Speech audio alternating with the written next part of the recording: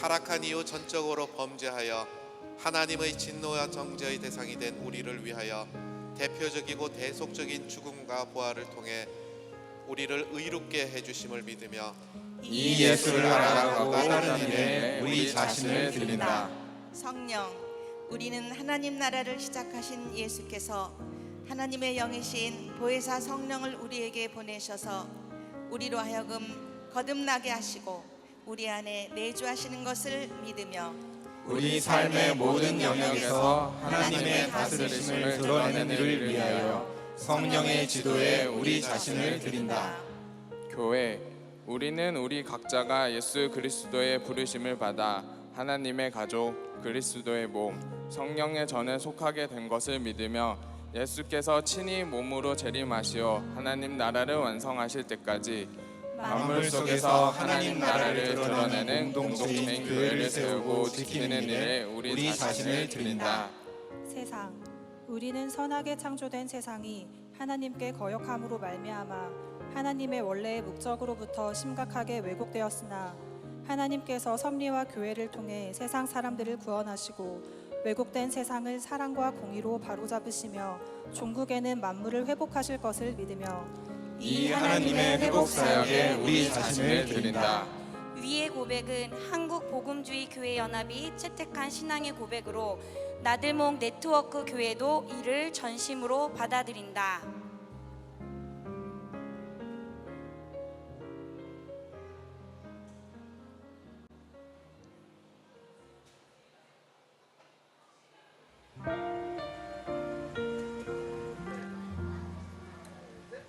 나의 시간은 목자님에게 서로교회란? 서로교회란 어려운 질문이네요. 서로교회란 그래도 뭐 나의 삶의 반 이상? 제 삶의 필수 요소? 네. 제가 교회를 굉장히 오래전부터 다녔었는데 나들목 교회, 서로교회 이어지면서 제대로 하나님 나라를 만나고 하나님을 다시 믿게 되는 그런 공동체에 속했다는 그런 교회로 남아 있습니다. 교회가 지금처럼 서로 사랑하고 더 사랑해서 40년, 400년이 되었으면 좋겠습니다. 이제 조금씩 이제 자리를 잡고 조금씩 꽃이 피기 시작하는 느낌이 들거든요. 그래서 잘할 수 있도록 서로 힘을 많이 합쳐가지고 잘 키워봤으면 좋겠습니다. 4년, 8년, 11년 계속 하나님 나라의 확장을 위해서 저도 애쓰고 함께 애쓰는 그런 교회 공동체가 되길 소망합니다. 힘듦과 어려움이 있었지만 이제 우리에게 주어진 이 아름다운 공간에서 정말 우리 성도들이 중심이 된 아름다운 교회가 되었으면 좋겠습니다. 교회가 좀 더 시끌시끌한 게 재밌고 좋다고 생각합니다. 그래서 좀 더 자신의 삶의 영역에서 조금 더 한 발 나와서 서로도 가까워지고 서로도 즐거운 일 함께 할 수 있는 그런 교회가 되었으면 좋겠네요. 좀 나이가 좀 있는 사람으로서 감격하고 기쁘고 눈물 납니다. 앞으로 더 우리 좋은 공동체로 살아갑시다. 파이팅!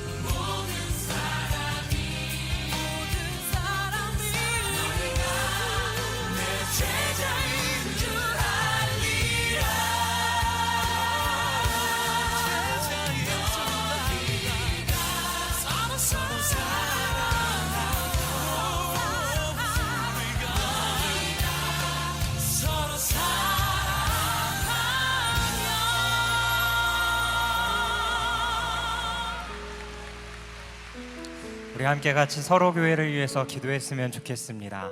마을이 개편되어지고 마을지기들이 새로 세워졌는데 하나님, 서로교회가 한 마음이 되어 하나님 그 위기의 시간들을 잘 보낼 수 있게 하여 주십시오. 또 서로 사랑함으로써 하나님 나라를 세워갈 수 있는 우리 서로교회가 될 수 있도록 함께 같이 기도하도록 하겠습니다. 함께 기도합니다. 살아계신 하나님 아버지, 감사합니다. 하나님, 서로교회를 세우시고 또 그 지역 가운데 하나님의 나라를 이루어 가시는 주님을 찬양하고 높여드립니다. 하나님, 마을이 개편되어지고 마을지기들이 하나님 새로 세워졌는데 또 하나님 이 두 번째 시간들 안에 보내면서 하나님 우리가 서로 그리스도 안에서 더욱더 하나님 사랑하는 자들로서 함께 세워져 가게 하여 주옵소서.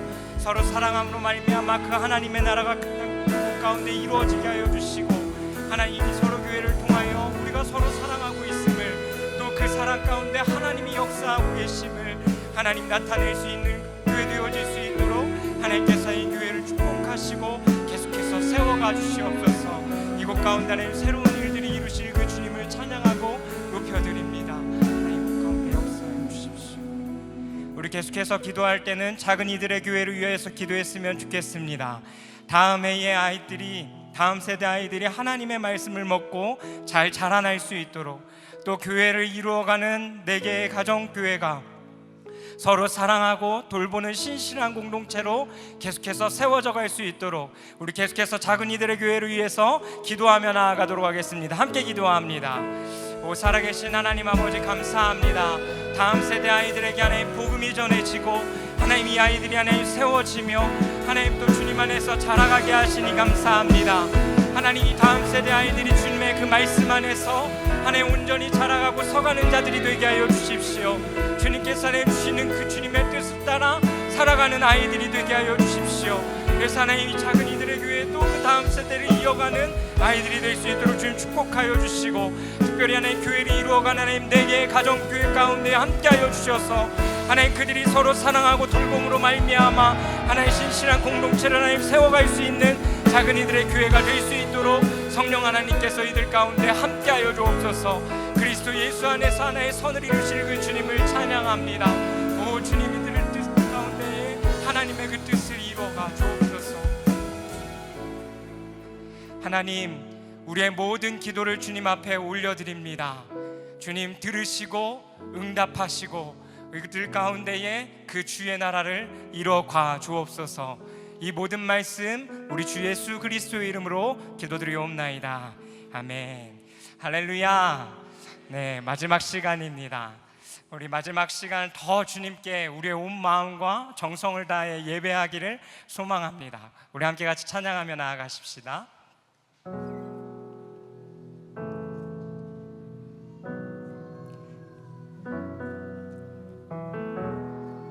우리를 그리스도 안에서 세워가실 그 주님을 기대하시면서 우리는 하나님의 자녀, 주 사랑 안에 우리 거할 때 주님 나를 사랑하신 것 같이 우리도 서로 사랑할 수 있네. 우리는 주의 몸된 교회, 뭐든지 제가 하나 될 때 예수님의 마음을 닮아가며 고통과 즐거움 함께 나누네.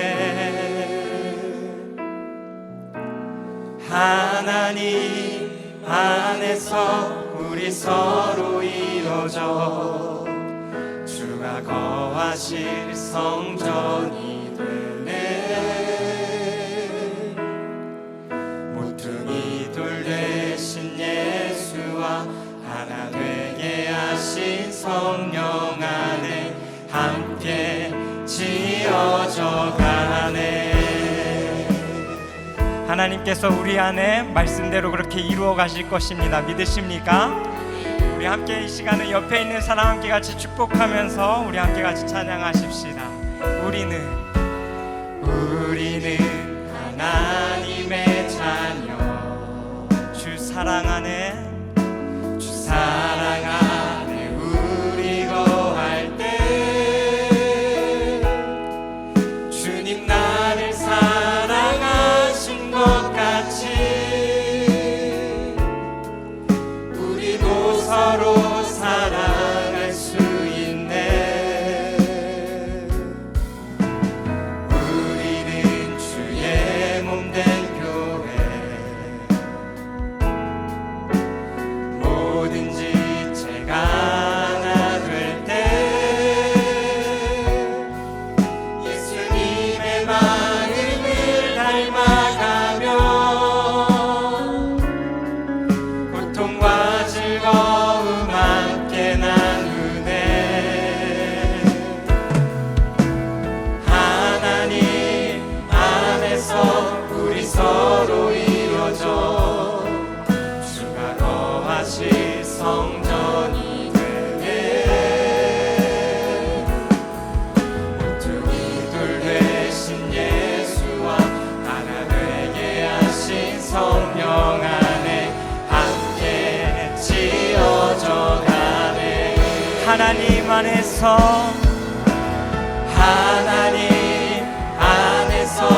우리 서로 이어져 주가 거하실 성전이 되네. 모퉁이 돌 되신 예수와 하나 되게 하신 성령 안에 함께 지어져 가네. 한 번 더 하나님 안에서 우리 서로 이어져 주가 거하실 성전이 되네. 모퉁이 돌 되신 예수와 하나 되게 하신 성령 안에 함께 지어져. 우리 다 같이 목소리를 높여 하나님 안에서 우리 서로 이어져 주가 거하실 성전이 되네. 모퉁이 돌 되신 예수와 하나 되게 하신 성령 안에 한 번 더 우리를 세워가시게 주님 앞에 하나님 안에서 우리는 세워져 갈 것입니다. 우리 서로 이어져 주가 거하실 성전이 되네. 모퉁이 돌 되신 예수와 하나 되게 하신 성령 안에 함께 지어져 가네. 모퉁이 돌 되신 예수와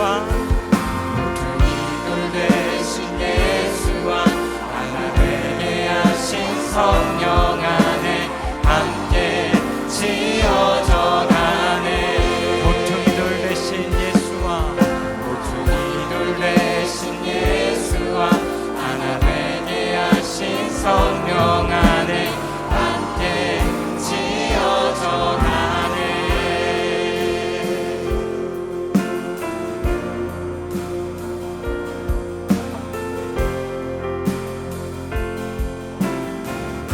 우리는 주의 거룩한 보혈로 세워진 살아 숨쉬는 교회. 예수를 주로 섬기며 살아가네. 우리 주님 안에 한 가족. 하늘 아버지 우리 안에 계시네. 우린 그날 향한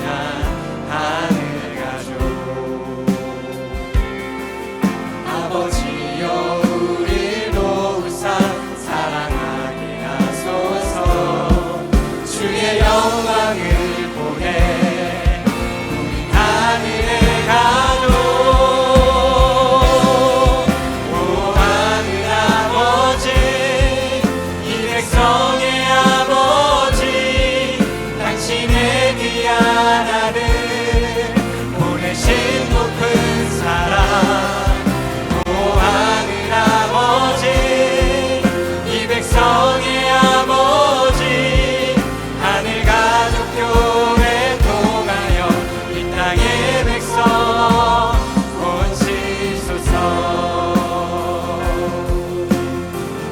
우리는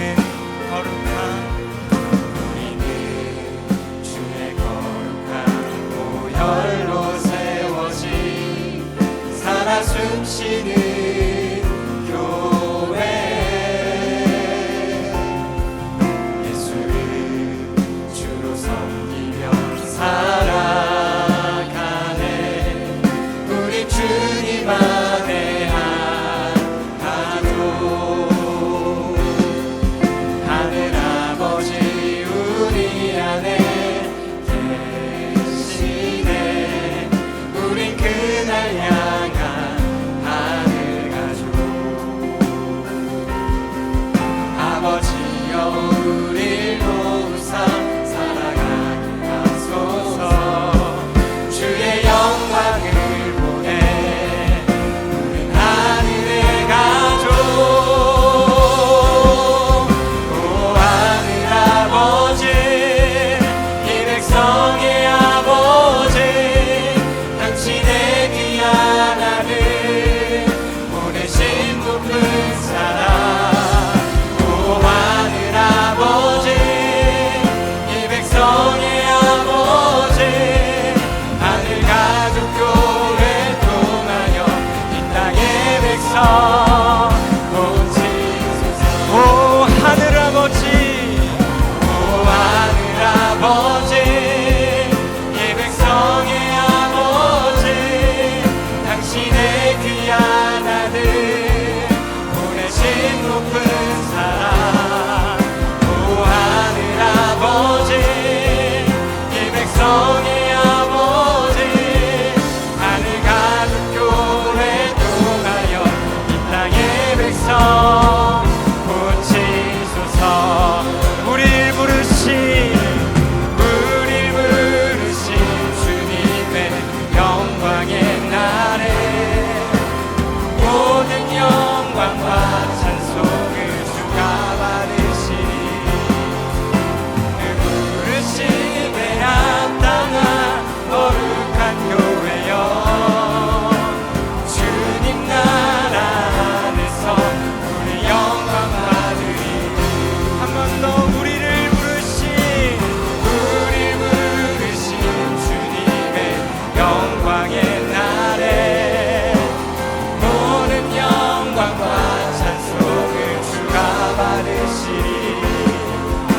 그 부르심에 합당한 거룩한 교회여, 주님 나라 안에서 우리 영광 받으리. 주님 앞에 서는 그날까지 서로의 짐을 함께 짐으로 상한 세상 주와 함께 회복하며 주의 영광을 기다립니다. 우릴 부르신 주님의 영광의 날에 모든 영광과 찬송은 주가 받으시니. 그 부르심에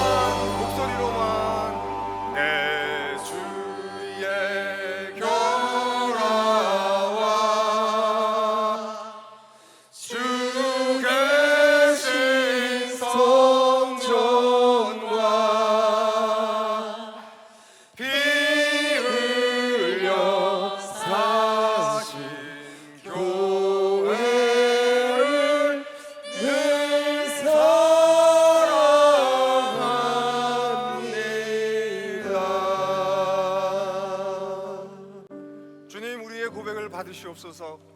우리의 찬양을 받으시옵소서. 우리의 간절한 소망과 소원을 들어주시옵소서. 그리하여 하늘의 뜻이 이 땅에 저희들을 통해서 이루어지도록 역사하여 주시옵소서. 예수 그리스도의 이름으로 기도했습니다. 아멘.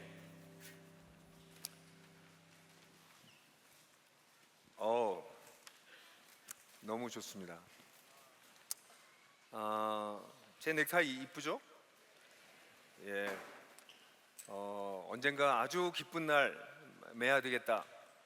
그래서 한번 잘 좀 보여주세요. 네. 한 번도 매지 않았던 넥타이인데 주일날 나들목 네트워크 교회가 전체가 다 같이 모여서 예배를 드리는 날이 또 오긴 오겠지만 뭐 제가 또 언제 어떻게 될지 모르기 때문에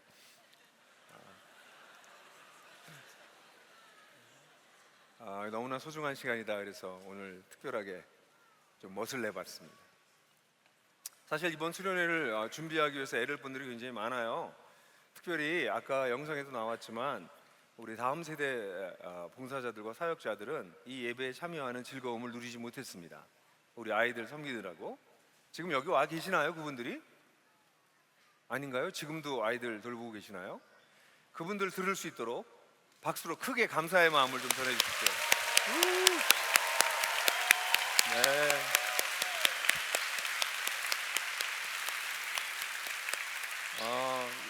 사실 일일이 감사해야 될 분이 많이 있겠지만 여러분들 보이시면 이 까만 옷을 입고 다니면서 이 까만 옷 말고요, 까만 티셔츠 입고선 다니시면서 섬겨주셨던 우리 스태프들 너무 감사합니다. 스태프들에게 감사의 마음을 전해주십시오.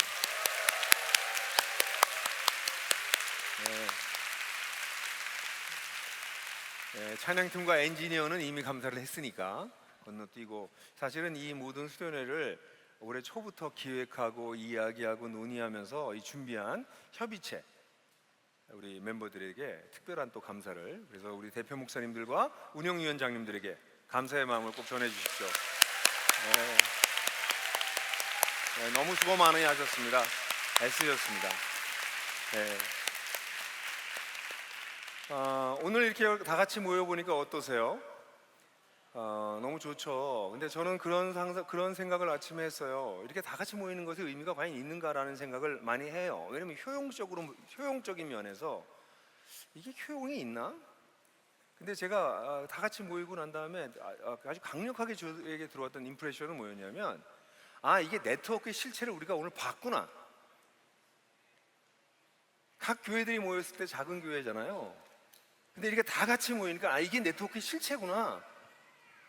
보지 못하니까 우리가 상상을 못했다가 보고 나니까 이거구나, 이런 생각을 하면서 저는 한 걸음 더 나갔어요. 아침에 우리 주님 오실 때 모든 성도들이 지난 2000년 동안 주님을 찾았던, 그 주님 오시기 전에도 주님을 기다렸던 그 모든 성도가 구름처럼 일어나서 하늘에서 그 주님을 만날 때 그 얼마나 영광스러울까. 우리 교회 6이 모여서 이렇게 함께 예배를 드려도 영광스러운데 우린 그걸 아직 못 봤잖아요. 못 보면 잘 모르잖아요. 상상이 잘 안 되잖아요. 근데 그날에 우리가 주님을 바라보면서 모든 성도들이 수억이 되겠죠. 그 성도들과 함께 하나님을 맞아들일 때 그 영광은 어떨까. 아직도 우리에겐 많은 것이 남아 있습니다. 그저 우린 여기에서 아주 작은 하나님 나라의 일부를 맛보고 있을 뿐인 것이죠. 앞으로 올 것에 비하면 사실 지금 맛보는 것도 너무 미미한 것이 아닌가라는 생각을 하면서 마음속에 소망이 차올랐습니다. 마지막 말씀 같이 나누겠습니다. 잠깐 기도하겠습니다. 하나님 아버지, 오늘도 이 주일에 주님께서 부활하신 날, 그래서 주님께서 다시 오실 것을 간절히 기다리는 주의 날, The Day of the Lord, 그 주님의 날에 우리가 주님의 부활하심과 주님의 다시 오심을 기대하면서 6개의 교회의 성도들이 이렇게 다 같이 모였습니다. 저희의 찬양을 받으신 주님, 이제 말씀을 통해서 우리 성도들에게 주시고 싶으신 말씀을 부족한 종을 통해 선명하게 전달하여 주시옵소서. 예수 그리스도의 이름으로 기도했습니다. 아멘. 여러분, 사실 참 기쁘고 자랑스럽고 하긴 하지만 우리 솔직하게 공동체가 과연 가능한가 이런 생각을 하신 적은 있지 않으신가요? 가정교회 하면서 가정교회에 대해서 나는 실망한 적이 있다. 한번 손 들어 보실래요? 나는 가정교회를 생활하면서 가정교회에 어쨌든 가정교회에 대해서 난 실망한 적이 있다. 손 들어 보십시오. 실망한 적이 있다. 잠깐, 오케이. 잠깐. 자, 나는 실망한 적이 없다. 일어나세요. 나 간증 좀 듣고 싶어. 예. 있군요. 어쩌면 여러분들 때문에 딴 사람들이 실망했을지도 몰라요. 예, 근데 어쨌든 대부분의 경우에 가정교회를 하면서 우리는 굉장히 많은 어려움을 겪어요. 그죠? 실제로 여러분들 우리 현대 사회는 공동체가 무너지고 있습니다. 혈육의 공동체도 무너지고 있고요. 뭐 확대 가족으로서의 가족이 아니라 아주 핵가족으로 둘 셋밖에 없는 엄마 아빠 아이, 뭐 그것도 아닌 엄마 아빠가 아니죠, 남편과 아내, 아주 핵화된 그런 공동체조차도 무너지는 경우가 굉장히 많습니다. 우리 현대사회의 많은 사람들은 공동체를 요청하지만 공동체를 우리는 가능하다고 생각하지 않는 사람이 대부분이에요. 근데 우리가 가정교회로 모인다라고 하는 것은, 아니 피가 섞인 사람들끼리도 서로 사랑이 안 되는데 평생 이 사람 위해서 내 인생 바칠 거예요 하고 결혼식하고 온갖 세레모니를 하고 난 다음에 사는 사람들도 잘 안 되는데, 피 한 방울 섞이지 않은 우리가 모여서 공동체를 이룬다는 사실은 현실적으로 볼 때 거의 불가능한 일 아닌가요? 그런 가정교회들이 모여서 마을을 이루고 또 연합교회를 이루어서 하나의 교회를 이루어서 그 교회가 공동체가 된다는 것이, 아니 그 공동체도 힘든데, 그 작은 가정교회도 힘든데 이게 모여서 하나의 교회를 이룬다는 것은 가능한 일일까요?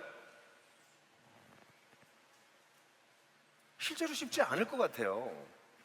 그런데 우리는 거기서 한 걸음 더 나가서 교회들이 6개의 교회가 형제교회로서 서로 공동체적 관계를 유지하면서 살아가 보겠다라고 꿈꾸는 것은 너무 황당한 꿈 아닌가요? 실제로 우리가 꾸고 있는 꿈은 가정교회로부터 시작해서 네트워크에 이르기까지 인간적으로 보면 별로 실현 가능하지 않은 꿈입니다. 근데 이 꿈을 왜 꾸는 거죠? 예수께서 그 꿈을 이야기하셨고 초대교회 성도들이 그 꿈을 꾸었으며 그 꿈을 살아낸 선례들이 있기 때문입니다. 그리고 성경에서 선명하게 그렇게 가르치고 있기 때문입니다. 오늘 우리가 마지막으로 다루려고 하는 이 본문은 이와 관련돼서 굉장히 중요한 가르침을 우리에게 주고 있습니다. 물론 1세기적 상황 때문에 이 본문의 내용이 너무 하찮게 보일지 모르지만 이 본문은 교회 공동체에게 정말 중요한 본문입니다. 그래서 이 시간에 여러분들과 같이 데살로니가후서 3장 6절부터 18절까지를 저와 교독하도록 하겠습니다. 제가 먼저 읽고 그 다음에 여러분들이 읽습니다. 형제자매 여러분, 우리는 여러분에게 우리 주 예수 그리스도의 이름으로 명합니다. 무질서하게 살면서 우리로부터 받은 전통을 따라 살지 않는 모든 형제 자매에게서 거리를 두십시오. 여러분 스스로 우리를 어떻게 본받아야 하는지를 알고 있습니다. 왜냐하면 우리가 여러분 가운데서 무질서하게 살지 않았고 누구에서든지 양식을 거저 먹은 적이 없고 도리어 여러분 가운데서 어느 누구에게도 짐지우지 않으려고 수고하고 고생하면서 밤낮으로 일하였기 때문입니다. 우리에게 권리가 없어서 아니라 우리 자신이 여러분에게 본을 보여서 우리를 본받게 하려 했던 것입니다. 우리가 여러분과 함께 있을 때 여러분에게 이렇게 명하곤 했습니다. 누구든지 일하고 싶지 않으면 먹지도 말라. 우리가 듣기로 여러분 가운데서 무질서하게 살면서 일하지 않고 단지 참견만 하는 사람이 있다고 합니다. 이런 사람들에게 우리가 주 예수 그리스도 안에서 명령하며 권면합니다. 자기 양식을 먹기 위해 조용히 일하십시오. 그러나 형제자매 여러분, 여러분은 선을 행하다가 낙심하지 마십시오. 만약 누가 이 편지로 전한 우리의 말에 순종하지 않으면 그 사람을 주의하여 그와 깊이 사귀지 마십시오. 그리하여 그가 부끄러움을 당하게 하십시오. 그러나 원수와 같이 여기지 말고 형제 자매로 훈계하십시오. 평화의 주님께서 친히 여러분에게 언제나 모든 방법으로 평화를 주시기를 주께서 여러분 모두와 함께 하시길. 나 바울의 친필로 문안하니 이는 모든 편지에 있는 중표입니다.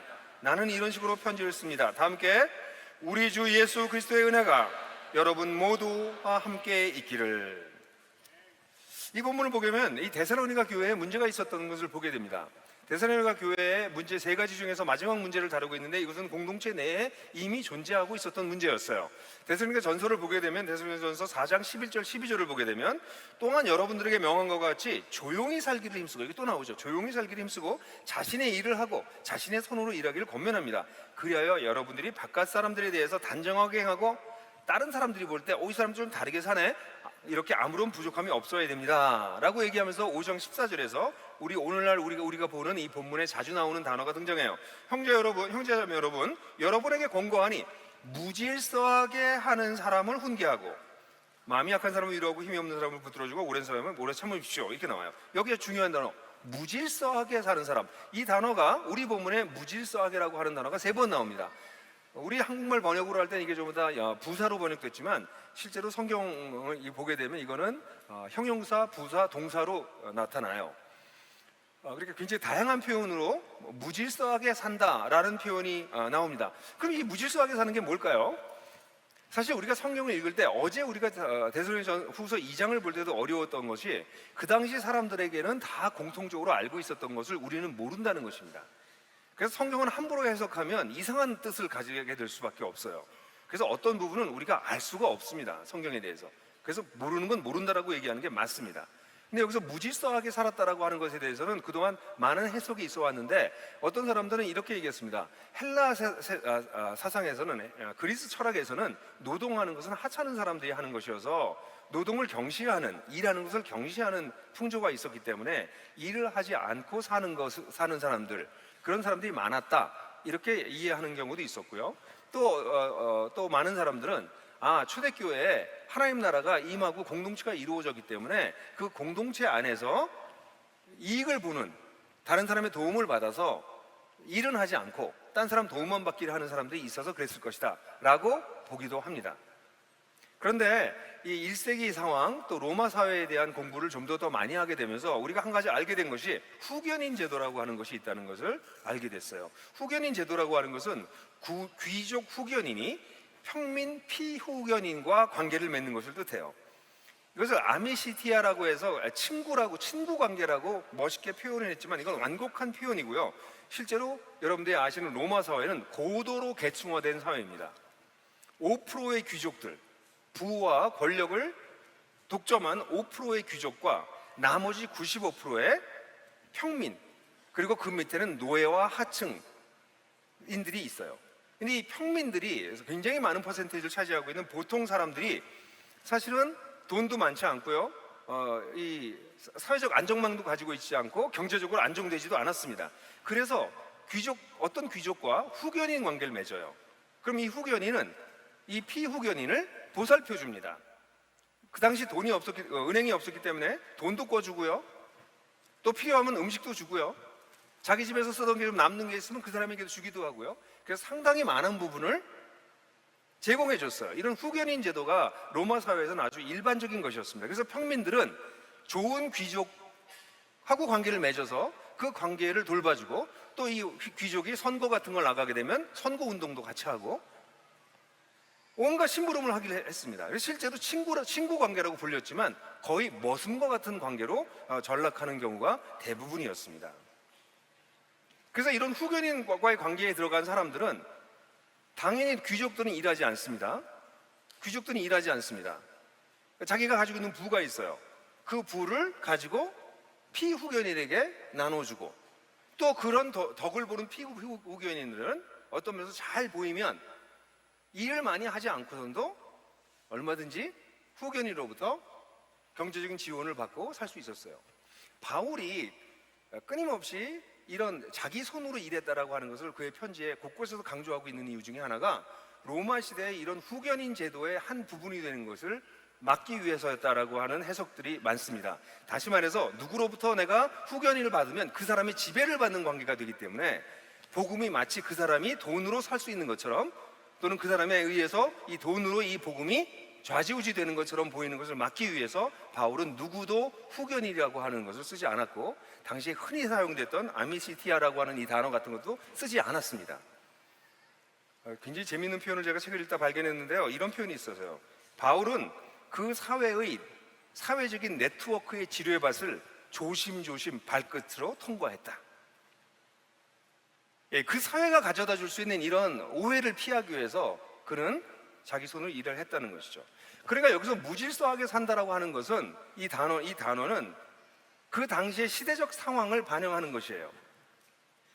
후견인이 있고 또 후견인이거나 또 피후견인이 돼서 그래서 노동을 특별히 하지 않으면서, 당연히 귀족들은 노동하지 않고요, 또 피후견인도 그렇게 해서 노동을 적게 하면서 살아가는 사람들에 대해서 얘기를 하고 있는 것이죠. 그걸 무질서하게 사는 것이라고 얘기한 것이라고 해석하는 것이 사회학적으로 해석하는 가장 적절한 해석일 수가 있어요. 그러니까 교회에 이렇게 오면 교회 성도들 가운데 어떤 사람들은 쇠 빠지게 일하고 있는데 어떤 사람은 별로 일하지 않아요. 귀족은 일하지 않습니다, 일단.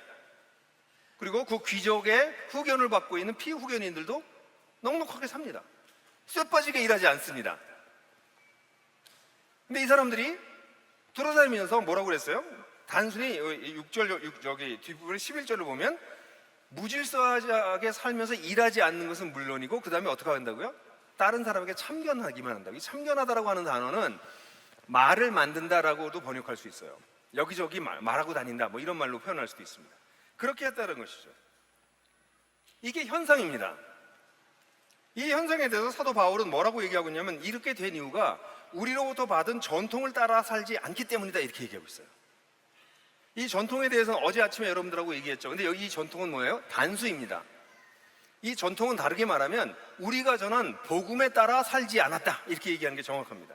우리가 예수님으로부터 전수받았던 내용을 너희들에게 전수해 줬는데 그게 바로 복음인데, 이 하나님 나라의 복음인데 하나님 나라의 복음에 따라 살지 않았다는 것이죠.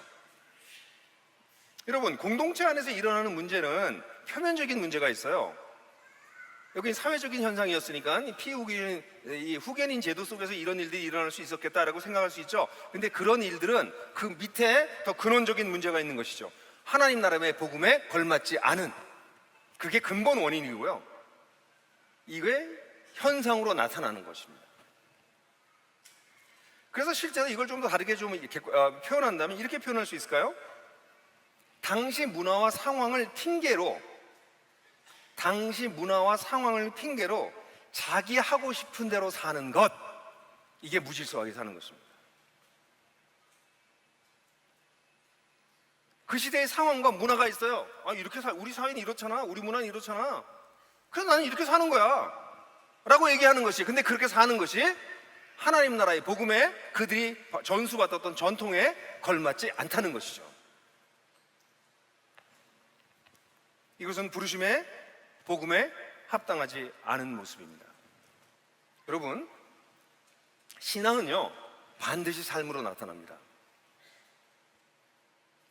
삶은요 그가 가지고 있는 신념의 열매입니다.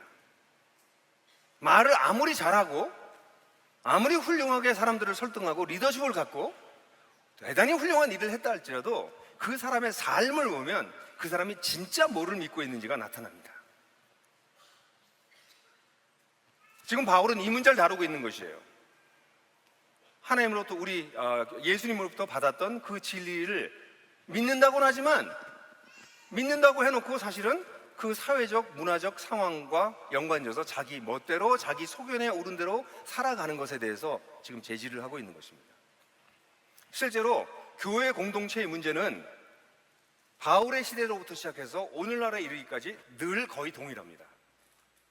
자기 소견에 오른 대로 사는 것, 자기 소견에 오른 대로 사는 것. 이 단어를 들으니까 여러분 생각나는 성경이 있나요? 뭐가 생각나셨어요? 옵스, 생각이 안 나세요? 설마 사사기가 생각나시죠? 자기 소견에 오른 대로 사는 것이 사사기의 주제입니다. 자기 소견에 오른 대로 사는 것. 그래서 제가 이 자기 소견에 오른 대로 사는 거 기니까 이걸 줄여서 각소니즘이라고 부르고 싶어요.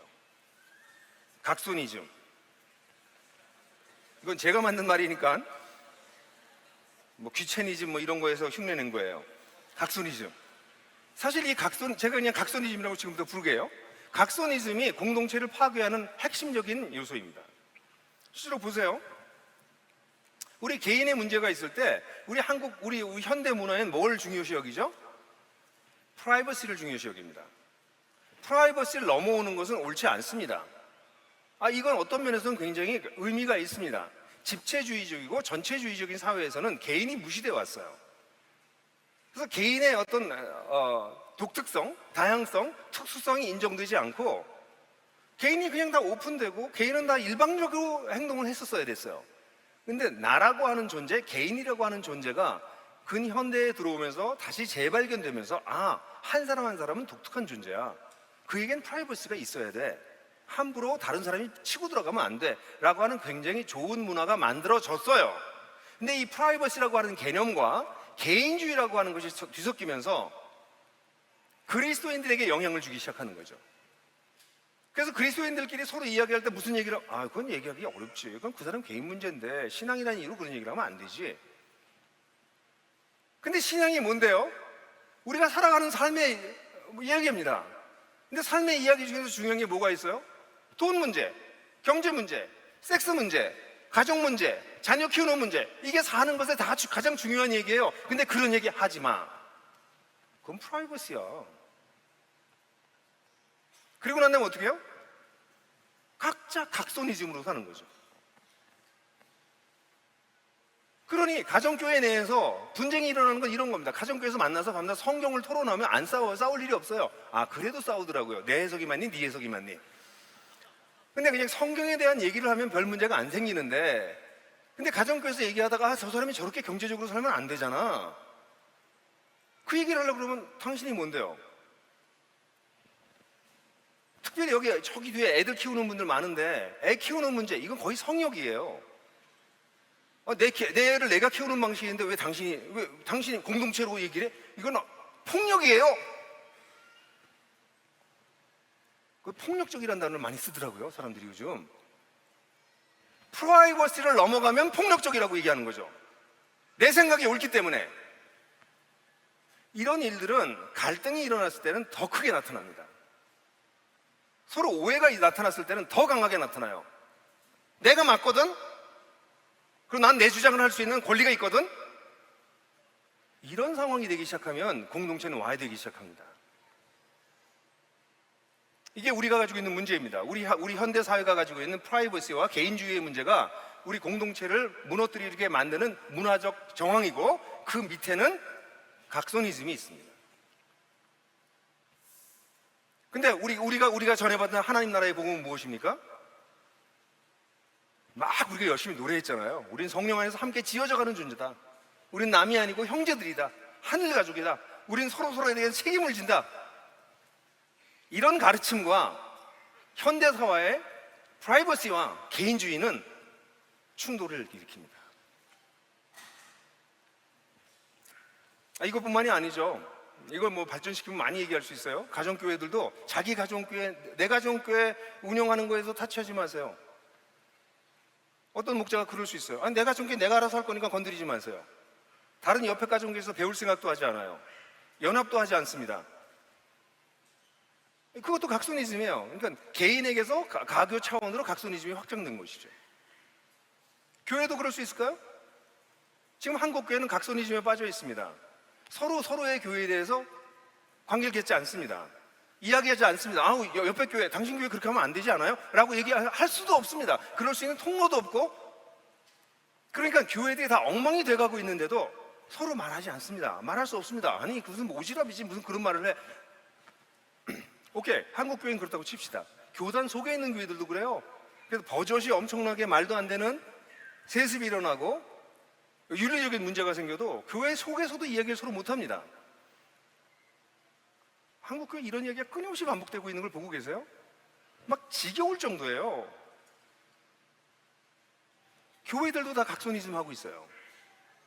우리 네트워크 교회는 어떨까요? 네트워크 교회도 각손이즘 할 수 있어요. 아니 우리 교회는 우리 교회가 할 텐데 신경 쓰지 마세요. 형제교회는 무슨 형제교회, 회원교회가 돼가는 거죠.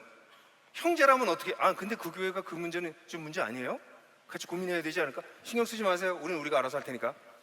각손이즘입니다. 그러니까 개인의 삶에서, 가정교회에서, 연합교회에서, 네트워크에 이르기까지 공동체를 불가능하게 만드는 것은 그 시대의 문화의 옷을 입고 만들어지고 있는 각성이즘이 문제라는 것이에요.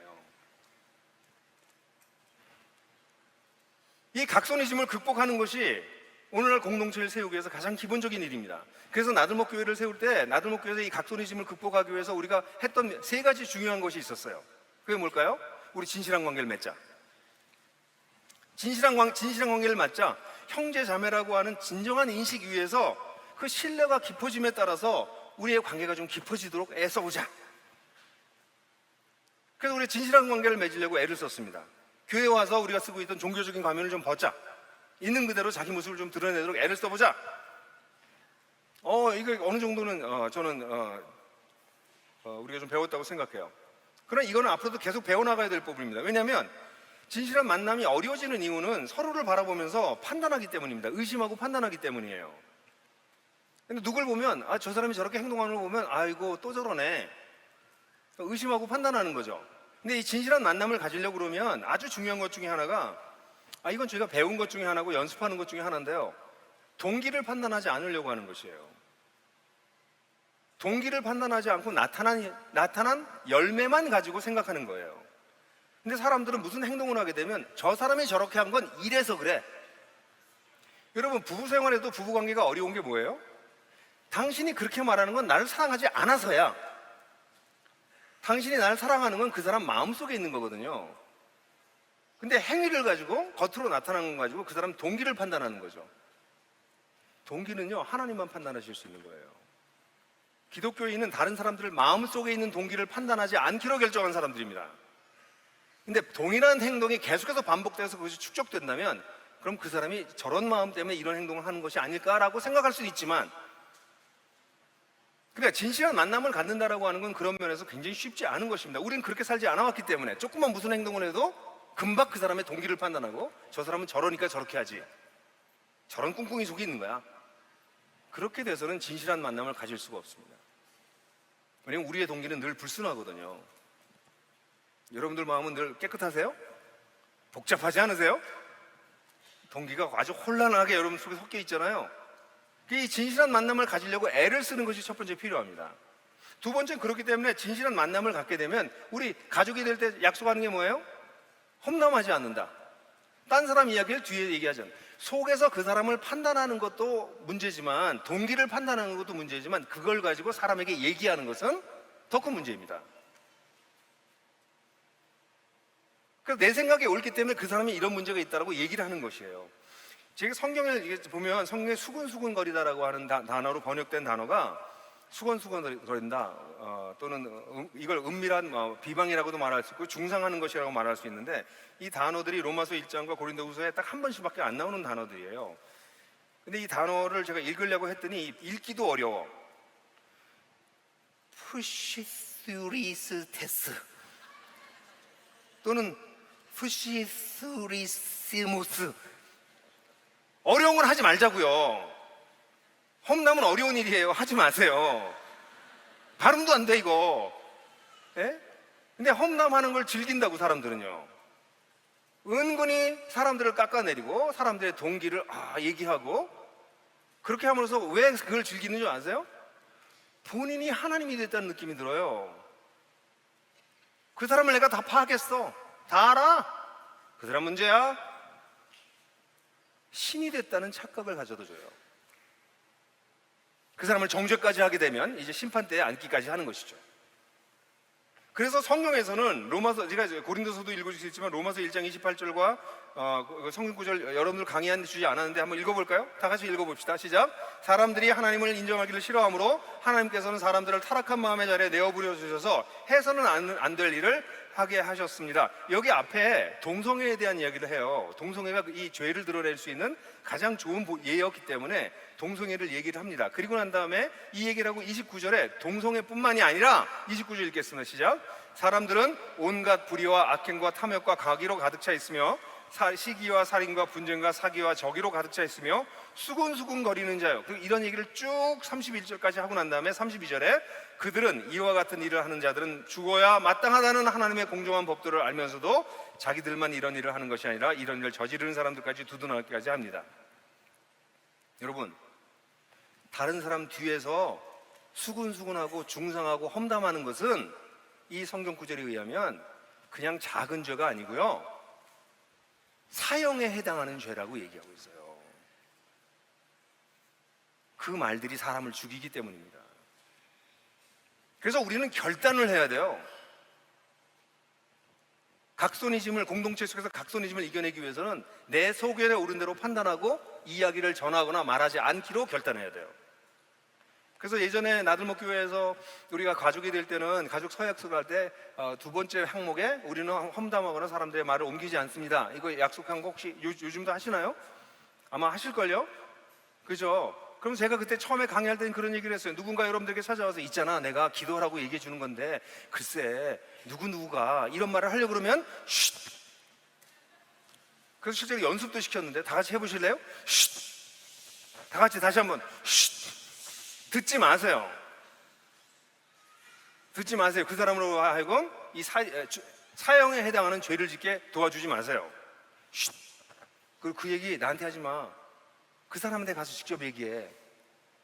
아니면 그게 어려우면 그 사람을 이끄는 리더한테, 영적인 리더나 목사님에게 가서 얘기해. 나한테는 얘기하지 마.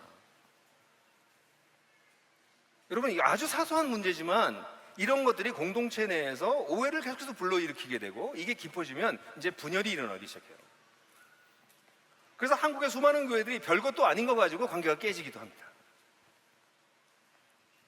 뿐만 아니라 하나 더 우리가 중요한, 우리가 이 각손이즘을 공동체가 이기려고 우리가 고민했던 것 중에 하나가 영적 지도자들의 권면에 순종하는 것입니다. 실제로 교회 내에서 여러 가지 어려운 일들을 겪는 형제자매들이 많아요. 그런 어려움을 겪는 분들을 목자 수준에서 또는 목회자 중심에서 도와드린 경우들이 많습니다. 근데 목회자나 목자 수준에서 돌볼 수 없으면 목양특별소위원회가 만들어지기도 해요. 그럼 목양특별소위원회가 만들어지면 거기에 담당 그 개인과 그분의 키맨과 그 사람의 목자와 또 이 문제의 전문가와 목양사역자와 그 때때로 대표 목사인 제가 들어갑니다. 수십 건, 100건 가까이 되는 건들이 있었어요. 근데 그때 영적 권위자들의 지도를 잘 받아갔던 분들은 회복됐습니다. 지금 여기 앉아 계신 분들 꽤 있어요. 우리가 모두 비밀리에 이것을 진행하기 때문에 모릅니다. 이건 프라이버시가 중요한 현대사회를 반영한 거예요. 그러나 어떤 분들은 그 권위를 따르지 않습니다. 그래서 불행하게도 제가 기억하기엔 6명이 나들목 교회에서 떠나야만 했습니다. 영적 권위를, 지도자들의 영적 권위를 인정하는 것, 굉장히 중요한 요소죠. 어쨌든 우리는 이 각손이즘을 이겨내기 위해서 나들목 교회는 굉장히 애를 많이 써오긴 했었는데요, 이런 문제가 우리 교회가 각 가정교회와 연합교회가, 네트워크가 세워지는데, 공동체적 형제적 연대를 만들어내는데 문제라는 것을 여러분들 보셔야 됩니다. 이건 늘 있는 문제예요. 이게 없다고 얘기하는 사람이 범인이에요. 무슨 딴 게 생각나서 오케이. 이거 없다고 얘기하는 거, 이걸 거절하는 사람이 범인이에요. 이건 우리 가운데 있는 거예요. 그냥 우리 개인이, 우리가 그런 본능을 가지고 있어요. 우리가 그런 죄성을 가지고 있어요. 이걸 극복하려고 깨워서 정신을 바짝 차리고 있어야 이 각손이즘에 넘어가지 않는다는 거죠. 그래서 이런 각손이즘을 이겨나가기 위해서 사도 바울은 얘기를 해주고 있습니다. 이걸 이기기 위한 아주 해독제 3가지를 얘기하고 있는데, 첫 번째가 본을 보이고 본받는 공동체입니다. 사도 바울은 이런 상황을 얘기하면서 7절에 말하기를 자기가 본을 보이는 이끔이라는 이야기를 하고 있어요. 여러분들은 잘 알고 있다, 무엇을 본받아야 되는지를 잘 알고 있다, 이렇게 얘기하고 있습니다. 이게 아주 강조되어 있어서 우리 세번역 같은 경우에는 잘 안다 이렇게 번역했는데, 그냥 원래의 뜻은 스스로 알고 있다 이런 뜻입니다. 아주 강조된 표현이에요. 너 잘 알고 있잖아요. 우리를 본받으세요, 나를 본받으세요 라고 얘기하고 있습니다. 본받아야 될 내용이 무엇입니까? 그게 누구에게도 짐을 지지 않기 위해서 애쓰고 수고하고 고생하고 밤낮으로 애썼다, 이 얘기입니다. 이 얘기가 실제로는 데살로니가전서 2장 9절을 보게 되면, 2장 9절에 형제자매 여러분, 데살로니가 전서입니다. 2장 9절을 보면 여러분은 우리의 수고와 역경을 기억하고 있습니다. 우리는 여러분 중에 누구에게도 폐가 되지 않으려고 밤낮으로 일하면서 하나님의 복음을 여러분들에게 전하였습니다. 거의 똑같이 표현합니다. 여기서 나온 본문하고 구절을 비교해 보면 단어들이 다 똑같아요. 어떤 건 형용사고 어떤 건 명사의 차이지, 여기 나오는 수고, 역경, 폐가 되지 않으려면, 이거 제가 그렇게 번역했지만 짐 지우지 않으려면, 똑같은 단어입니다. 밤낮으로 다 똑같아요. 여러분, 편지를 쓰면서 굉장히 똑같은 표현을 다시 반복해서 쓰는 건 뭘 뜻할까요? 이게 사도 바울의 삶과 사역의 원리였기 때문이에요. 그래서 거의 똑같게 바울이 얘기를 해요. 나는 그렇게 살았다. 나는 정말 내 손으로 수고하고 애쓰고 살았다. 밤낮으로 수고하고 역경을 거치면서 살았는데, 그 얘기는 여러분들에게 짐을 지우지 않기 위해서 그런 것이다. 그러니까 너희들이 나를 본받아, 이걸 본받으라고. 그러면서 한 가지 더 얘기합니다. 9절에서 뭐라고 얘기하냐면, 여기 부정의 부정을 얘기해. 내가 권리가 없는 것이 아니라, 내가 권리가 있다라는 표현을 부정의 부정으로 표현해요. 내가 권리가 없는 것은 아닌데, 그렇게 하는 것은 너에게 본을 보여줘서 너희가 그 본을 따르게 하기 위한 것이다 라고 얘기하고 있습니다. 여기 한 걸음 더 나가는 것이죠. 권리가 바울에게 있습니다. 사도라면 교회로부터 지원을 받는 것이 당연한 일입니다. 근데 그 권리를 쓰지 않는 것은 성도들에게 본을 보이기 위해서, 후견인의 도움을 받거나 누군가의 도움을 받아서 사는 것이 아니라, 우리가 노동하고 살아가는 것을 너희들도 본받게 하기 위해서 나는 그렇게 살았다 라고 말하고 있어요. 그래서 사도 바울은 말하기를 이제 명령하고 권면하는 거예요. 자신이 그렇게 살아가려고 애를 쓰고 있기 때문에 내가 주 안에서 너희를 권면하고 명령한다 라고 12절에 이야기하는 것이죠. 여러분, 교회 리더들이 해야 될 게 뭐라고 생각합니까? 여기에 교회 리더들이 계십니다. 대표 목사, 운영위원장, 마을지기, 목자, 이분들이 교회의 지도자들이라고 말할 수 있습니다. 우리 교회 지도자들이 해야 될 가장 중요한 게 무엇일까요? 본 보이는 삶입니다. 누굴 뭘 가르치고 누굴 뭘 이끌고 하는 것이 아니라 본인이 본을 보이는 삶이 가장 중요합니다. 본 보이는 삶이란 뭘까요? 그것은 우리가 전해받은 파라도시스, 우리가 받은 복음, 그 복음에 기초한 삶을 살아내는 것입니다. 기독교의 우리 모든 그리스도인들의 가장 중요한 과제는 남을 예수님을 닮게 만드는 것이 아니라 내가 예수님을 닮는 것입니다. 이것을 가장 강력하게 표현한 것이 고린도전서 11장 1절에 사도 바울이 말하기를, 내가 그리스도를 본받는 자가 된 것처럼 너희도 나를 본받는 자가 되라. 그걸 풀어서 얘기하면, 나도 지금 예수 그리스도를 본받아 가느라고 정신없거든. 그러니까 너희들은 나를 따라와. 그러면 예수님을 본받게 될 거야. 이런 뜻입니다. 내가 완벽하게 됐으니까 너 나 본받아, 이 얘기가 아니라 내가 그리스도를 본받아 가고 있으니까 너희들도 지금 나를 본받아. 굉장히 역동적 표현입니다. 바울이 어디 이르렀기 때문에 나를 본받으라고 얘기한 것이 아니라 내가 그리스도를 본받아 가고 있기 때문에. 저도 굉장히 바빠요. 어떤 분이 저한테 나이 얘기하지 말라고 저한테 그랬어요. 목사님 설교할 때마다 나이 얘기를 하냐고, 늙었는데 어떡하냐고. 제가 그렇게 얘기했는데, 이제 나이가 들었어요. 근데 저의 주님을 따라가는 길은 아직도 너무 멀어요. 저는 아직도 너무나 부족한 부분들을 많이 봅니다. 그러니까 저는 주님 따라가기 바빠요. 여러분들이 안 따라와도 전 가야 돼요. 그래서 저는 여러분들한테 얘기할 수 있어요. 저도 주님 따라가고 있으니까 저를 본받으십시오. 우리가 늘 얘기하지만 우리가 완전해서 본받으라고 얘기하는 게 아닙니다. 우리가 주님을 따라가는데 진정성이 있기 때문에 우린 여전히 부족한 것들이 있지만 그 부족한 걸 본받으라는 것이 아니라 주님을 본받으려고 애쓰고 걸어가고 있는 것을 따라서 본받으세요. 이게 기독교입니다. 저는 제가 여러분들에게 보여줬던 본이 뭔가를 생각해 봤어요. 제가 이런 얘기는 처음이자 마지막으로 할 것 같아요.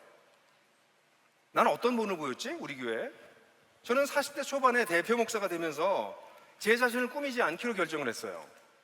제가 마치 영적인 것처럼, 저에게 문제가 없는 것처럼, 저는 모든 걸 다 잘하고 있는 것처럼 꾸미지 않기로 했어요. 왜냐하면 우리가 진실한 관계를 맺고 가까워지게 되면 결국은 제가 그때 썼던 표현은 뽀롱이 나요. 결국은 드러납니다. 그래서 많은 사람들은 거리를 둡니다. 가까이 오지 못하게 만들어요. 자기를 들여다보지 못하게 합니다. 자기 집에도 초대하지 않습니다. 자기가 드러나는 현정을 폐쇄시키는 것이죠. 나는 그러지 않아야 되겠다. 왜냐면 어차피 다 드러날 거니까. 대신에 나는 내가 풍성한 삶의 기초를 쓰면서 내가 가르쳤던 내용들, 그 내용을 가지고 살도록 애를 써보자. 내가 그런 모든 면에서 성장하고 있는 모습을 우리 성도들에게 보여주자. 그것이 저의 목회의 굉장히 중요한 부분이었습니다. 저는 저 자신의 완전함을 보여주려고 했던 것이 아니라 주님을 따라가고 있는 그 과정을 보여주고 싶었습니다. 저는 제가 얼마나 많은 내공을 가지고 있는지, 얼마나 주님을 위해서 많이 헌신했는지 뭐 그런 것들을 보여주려고 했던 것이 아니라 주님을 따라가는 삶이라는 것이 어떤 과정인지를 보여주고 싶었어요.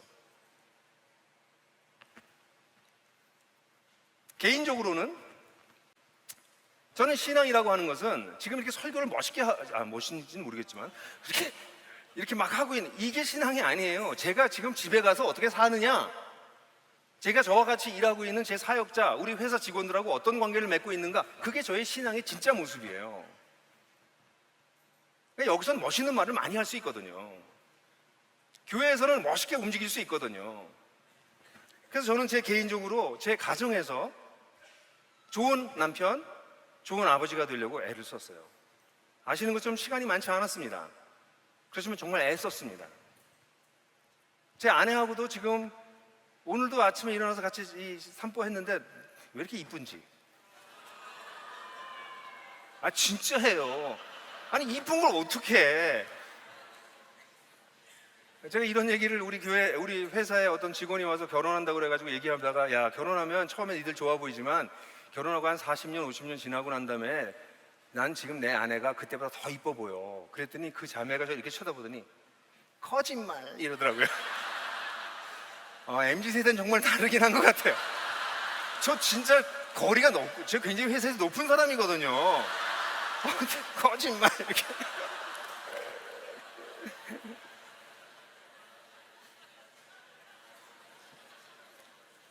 근데 여러분, 근데 제가 아내가 지금 그렇게 이뻐 보인다고 얘기할 때 그럼 저희는 순탄하게 여기까지 왔을까요? 제 아내는 지금 긴장하고 있을 거예요. 무슨 얘기를 하려고 그러냐. 많은 어려움이 있었어요. 많은 잠 못 자는 마음들이 있었어요. 근데 그런 과정을 통해서 우리가 성숙했어요. 저희 아이들과의 관계도 그렇습니다. 아이들과의 관계가 점점점 우정이 깊어져 간다는 느낌이 들어요. 저는 그게 너무 중요하다고 생각했어요. 저에게 있는 재정을 어떻게 쓸 것이냐, 저한테 굉장히 중요한 이슈였어요. 이런 부분들에 있어서 모든 영역에서 부족하지만 주님을 따라가는 삶이란 무엇인가, 그것을 가르치고 원리를 얘기하는 것이 아니라 그것이 내 삶 속에서 어떻게 드러나는가, 이게 우리 모든 지도자들이 고민하셔야 될 부분입니다. 제가 그것을 고민해 왔습니다. 제가 사역자로서도 본을 보인 부분이 있다고 생각해요. 저는 굉장히 친밀한 관계를 좋아합니다. 그러나 공과 사는 구분하려고 애를 씁니다. 사적인 관계에서 아무리 친해도 공적인 관계에서는 함부로 말하면 안 됩니다. 형님 동생 하는 사람들의 문제는 뭐냐면 공적인 관계로 돌아갔을 때 이 사적 관계가 영향을 준다는 것이에요. 이 관계를 분리할 수 있으면 괜찮습니다. 근데 형님 동생 하는 사람들은 사적인 단계에 가서도, 공적인 관계에 가서도 야! 이렇게 얘기합니다.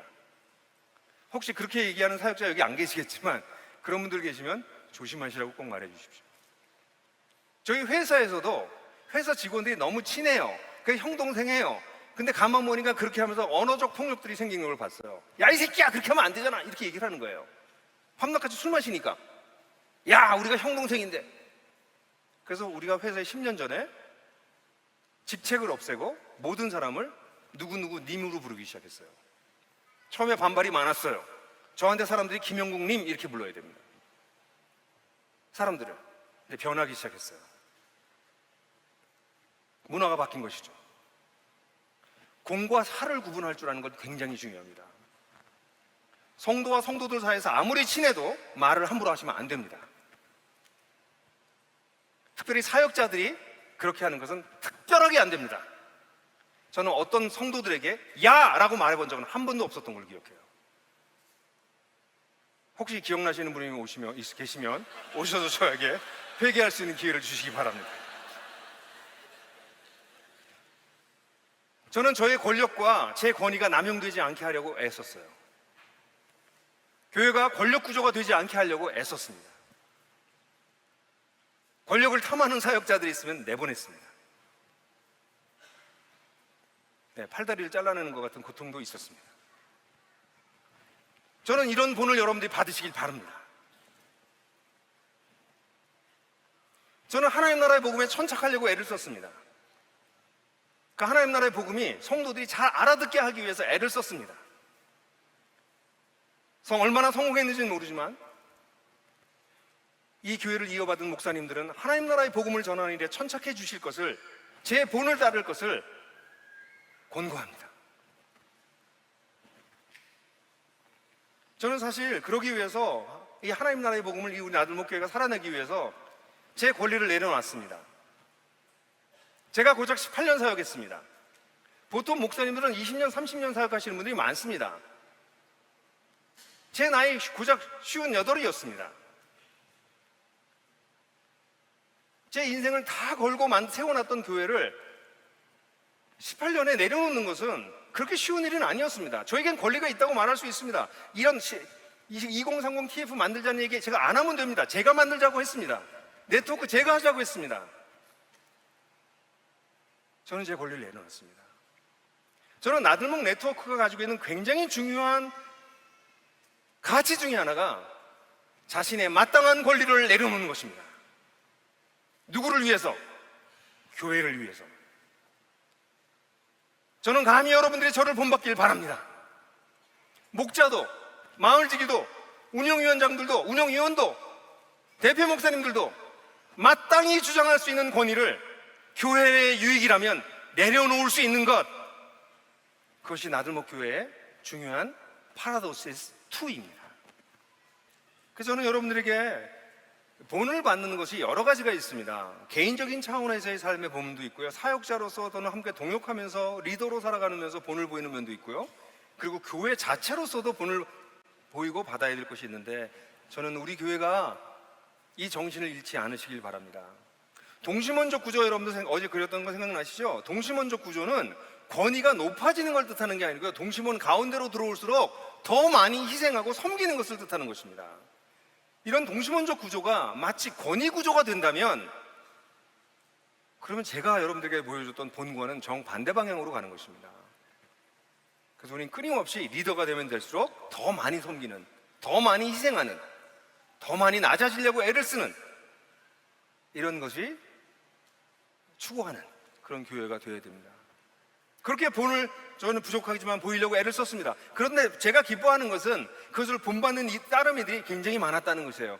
이 데살로니가의 교회도 마찬가지였습니다. 7절을 보면 너희가 알고 있다, 어떻게 본받아야 되는지 알고 있다. 9절에 내가 본을 보여줘서 본받도록 했다는 거예요. 여러분, 기독교의 핵심은 파라도시스와 우리가 전체 받은 복음과 그 복음에 따라 사는 삶을 본받는 것입니다. 교회에 와서 세상에서 얼마나 성공했는가, 얼마나 잘 나가는가를 이야기하는 게 아니고요, 교회에 와서는 우리가 그 부르심에 얼마나 합당하게 살아가고 있는가를 함께 나누고 그것을 배우는 것입니다. 여러분, 배우셔야 됩니다. 저 사람 나보다 집도 작은 데서 살고 학력도 나보다 모자르고 뭐 저 사람한테 배울 게 뭐가 있어요? 세속적인 거에 완전히 속아 넘어간 사람이죠. 여러분, 많은 사람들 중에서 목자에 대해서 별로 이렇게 존경 안 하시는 분들이 계시는데요, 이 본받는 사람들에게 중요한 것은 이끄미의 완전성이 아니라 이끄미가 주님을 위해서 살아가려고 하는 모습을 보는 것입니다. 목자에 대해서는 무조건 존경하셔야 돼요. 여러분들의 집을 일주일, 1년 52주 매 주말마다 집을 열어서 사람들을 초대할 수 있으세요? 그냥 그거 하나 하는 것만으로도 존경하셔야 돼요. 그거 못 하시잖아요, 여러분들. 그래서 목자가 리더십이 없네, 영성이 부족하네, 문제 해결 능력이 없네, 이런 소리를 하시면 대건 그런 말 할 자격이 없는 거예요. 혹시 그런 분들이 여러분들 계시다면 회개하십시오. 여러분들이 본을 받아야 돼. 여러분들이 하셔야 될 것은 이끄미의 부족한 부분들을 파고드는 것이 아니라 그가 주님을 위해서 어떻게 살아가려고 애를 쓰고 있는가, 나는 그렇게 살 수 있겠나, 그걸 본받으셔야 됩니다. 저의 문제점을 파고들어서 저의 부족한 것을 이야기하기 시작하면 저도 여러분들 앞에서 부족함이 얼마나 많겠습니까? 여러분, 따르미들을 잘 들으십시오. 좋은 본받는 따르미가 되려고 한다면 이 각손이즘을 극복하면서 우리 리더들을 존경해야 됩니다. 우리 대표 목사님들, 운영위원장들, 그들의 헌신을 보고 존경해야 됩니다. 근데 이 본받지 않는 사람들의 특징은 뭐냐면요, 이 본문에 말한 것처럼 본인은 자기 마음대로 살면서 딴 사람 참견하는 것입니다. 왜 그런 줄 아세요? 예수님을 따라가는데 급한 사람은요, 이게 바쁜 사람은 자기 에너지를 딴 사람 문제를 들여다보면서 이야기하고 판단하고 말하고 돌아다닐 수 있는 여유도 힘도 에너지도 없어요. 자기가 주님을 따라가기가 급한데, 이 사람이 보니까 마음이 좀 시꺼멓고 문제가 많아. 이거 지적해주고 싶어. 근데 내일 보니까 나도 그래. 그럼 나는 내 문제 가지고 주님 앞에서 기도를 해야 되는데, 이 주님을 따라가는 사람은 그게 보이거든요. 근데 이거 주님을 안 따라가는 사람은 자기 속도 시꺼먼데 딴 사람 속 시꺼먼 거에 대해서 자꾸 얘기를 하는 거예요. 그래야 참견하게 되는 거죠. 여러분들이 자꾸 다른 사람들에서 참견하고 싶어지는 분들이 계시다면 여러분들은 주님을 따라가기 위해서 전력 질주하셔야 됩니다. 주님을 따라가는 사람들은 딴 사람의 일에 참견하기가 어렵습니다. 여러분, 저는 우리 나들목 교회가 앞으로도 계속 나들목 네트워크 교회가 계속 성장할 수 있다면 좋은 돈을 보이는 이끄미들과 완전하다는 게 아니에요. 부족하지만 주님을 따라가려고 애쓰는, 아둥바둥 애쓰는 따름 이끄미들과 그애들의 그런 모습을 고마워하고 그를 따라가는 따르미들이 있을 때 우리 공동체는 각손의 짐을 극복할 수 있습니다.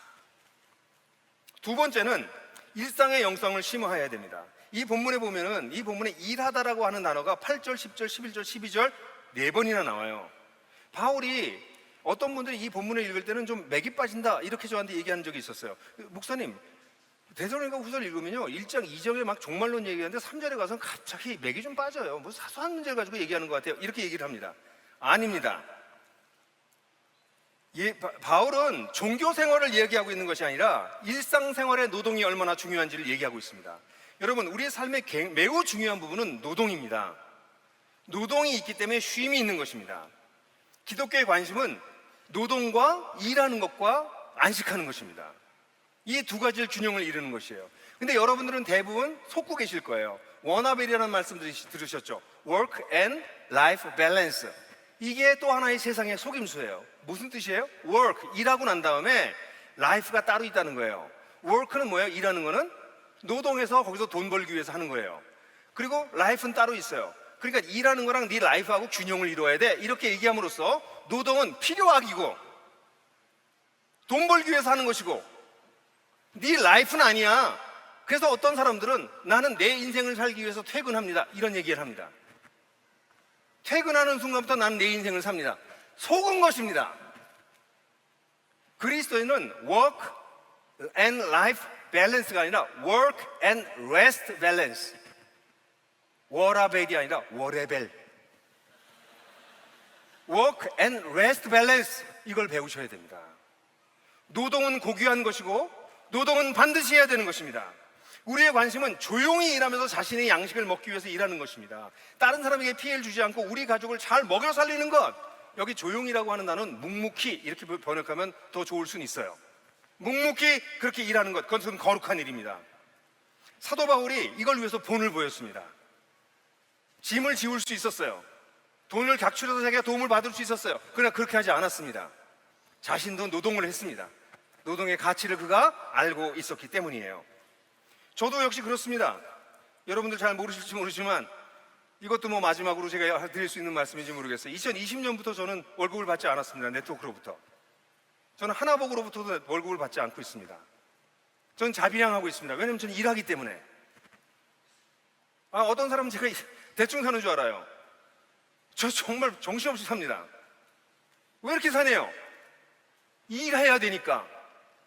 나에게 들어오는 돈이 내 노동과 상관없이 돌아오는 것은 죄라고 믿기 때문에, 목사님 이제는 좀 대충 사세요, 그냥 가만히 계셔도 돈은 들어오잖아요, 이런 식으로 얘기하는 분들에게 저는 아니에요. 난 일해야 돼요. 일에 마땅하게 거기에 대우를 받는 거지. 여러분, 일하는 것이 필요합니다. 일은 아름다운 일이에요.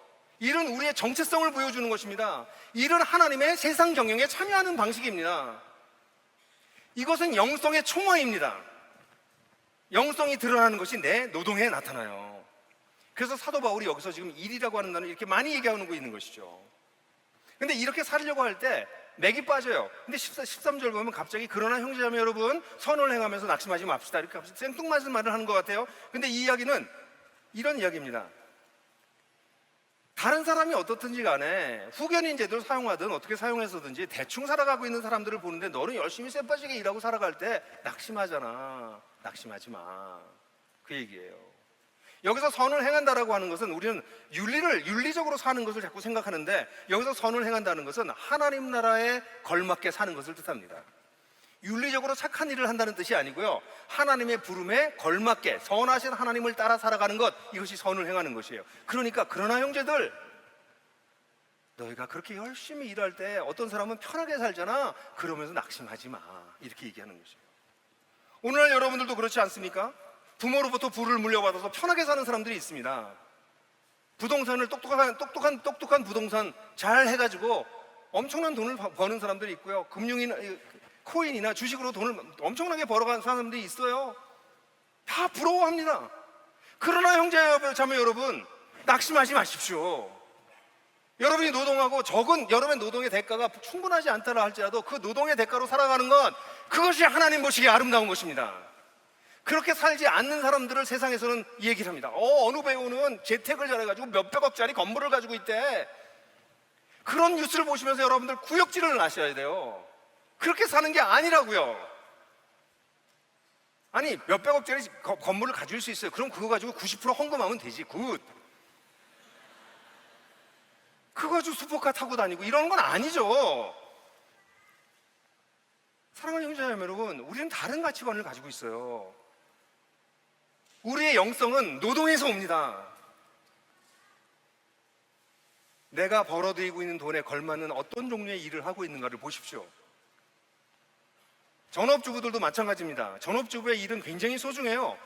그럼 우리 남편이 돈을 벌어오는 걸 가지고 우리가 같이 사는데, 그럼 나는 어떤 노동을 하고 있나? 그냥 집만 돌보냐? 아니요, 여러분들의 노동을 통해서 세상을 바꿀 수 있는 일이 얼마나 많은데요. 한국의 전업주부는 거의 다 대졸입니다. 지금부터 자기 자신을 갈고 닦으면 이 세상을 위해서 할 일이 너무 많아요. 남편과 내가 우리 둘 다 버는 사람이 아니라면 나는 갖다 줬다는 거 쓰는 사람이 아니요. 여러분들은 노동하셔야 됩니다. 적절한 노동을 찾아 나가셔야 됩니다. 여러분들 일을 찾아가셔야 됩니다.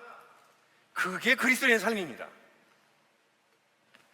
그래서 남편이 벌어다 주는 큰 돈을 가지고 편하게 사는 사람들 보고, 그러나 형제자매 여러분, 그런 사람을 보고 낙심하지 마십시오. 성경적으로 보면 그것이 오히려 부끄러운 것입니다.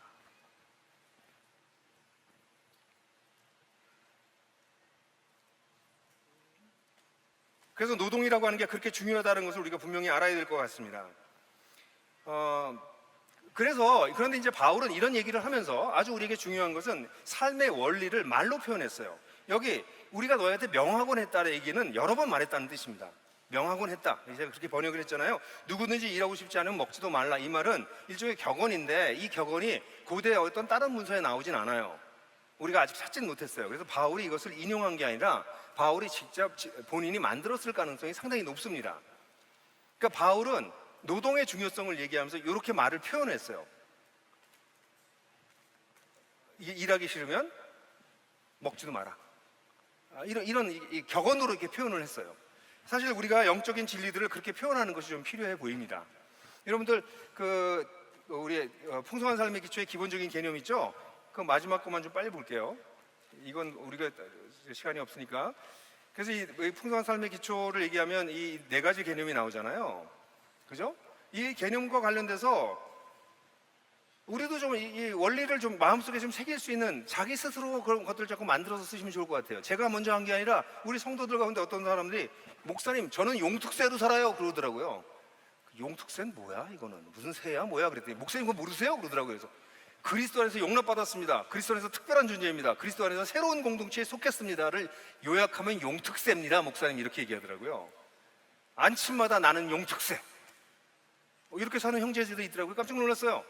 뭐예요? 영성의 중요한 진리들을 여러분들 마음속에 여러분들의 방식으로 새기십시오. 여러분들 공동체 방식으로 새기십시오. 우리 하나님 우리 풍성한 삶의 기초에 1, 2과에서 얘기하고 있는 것이 우리가 영특세가 됐다는 것이에요.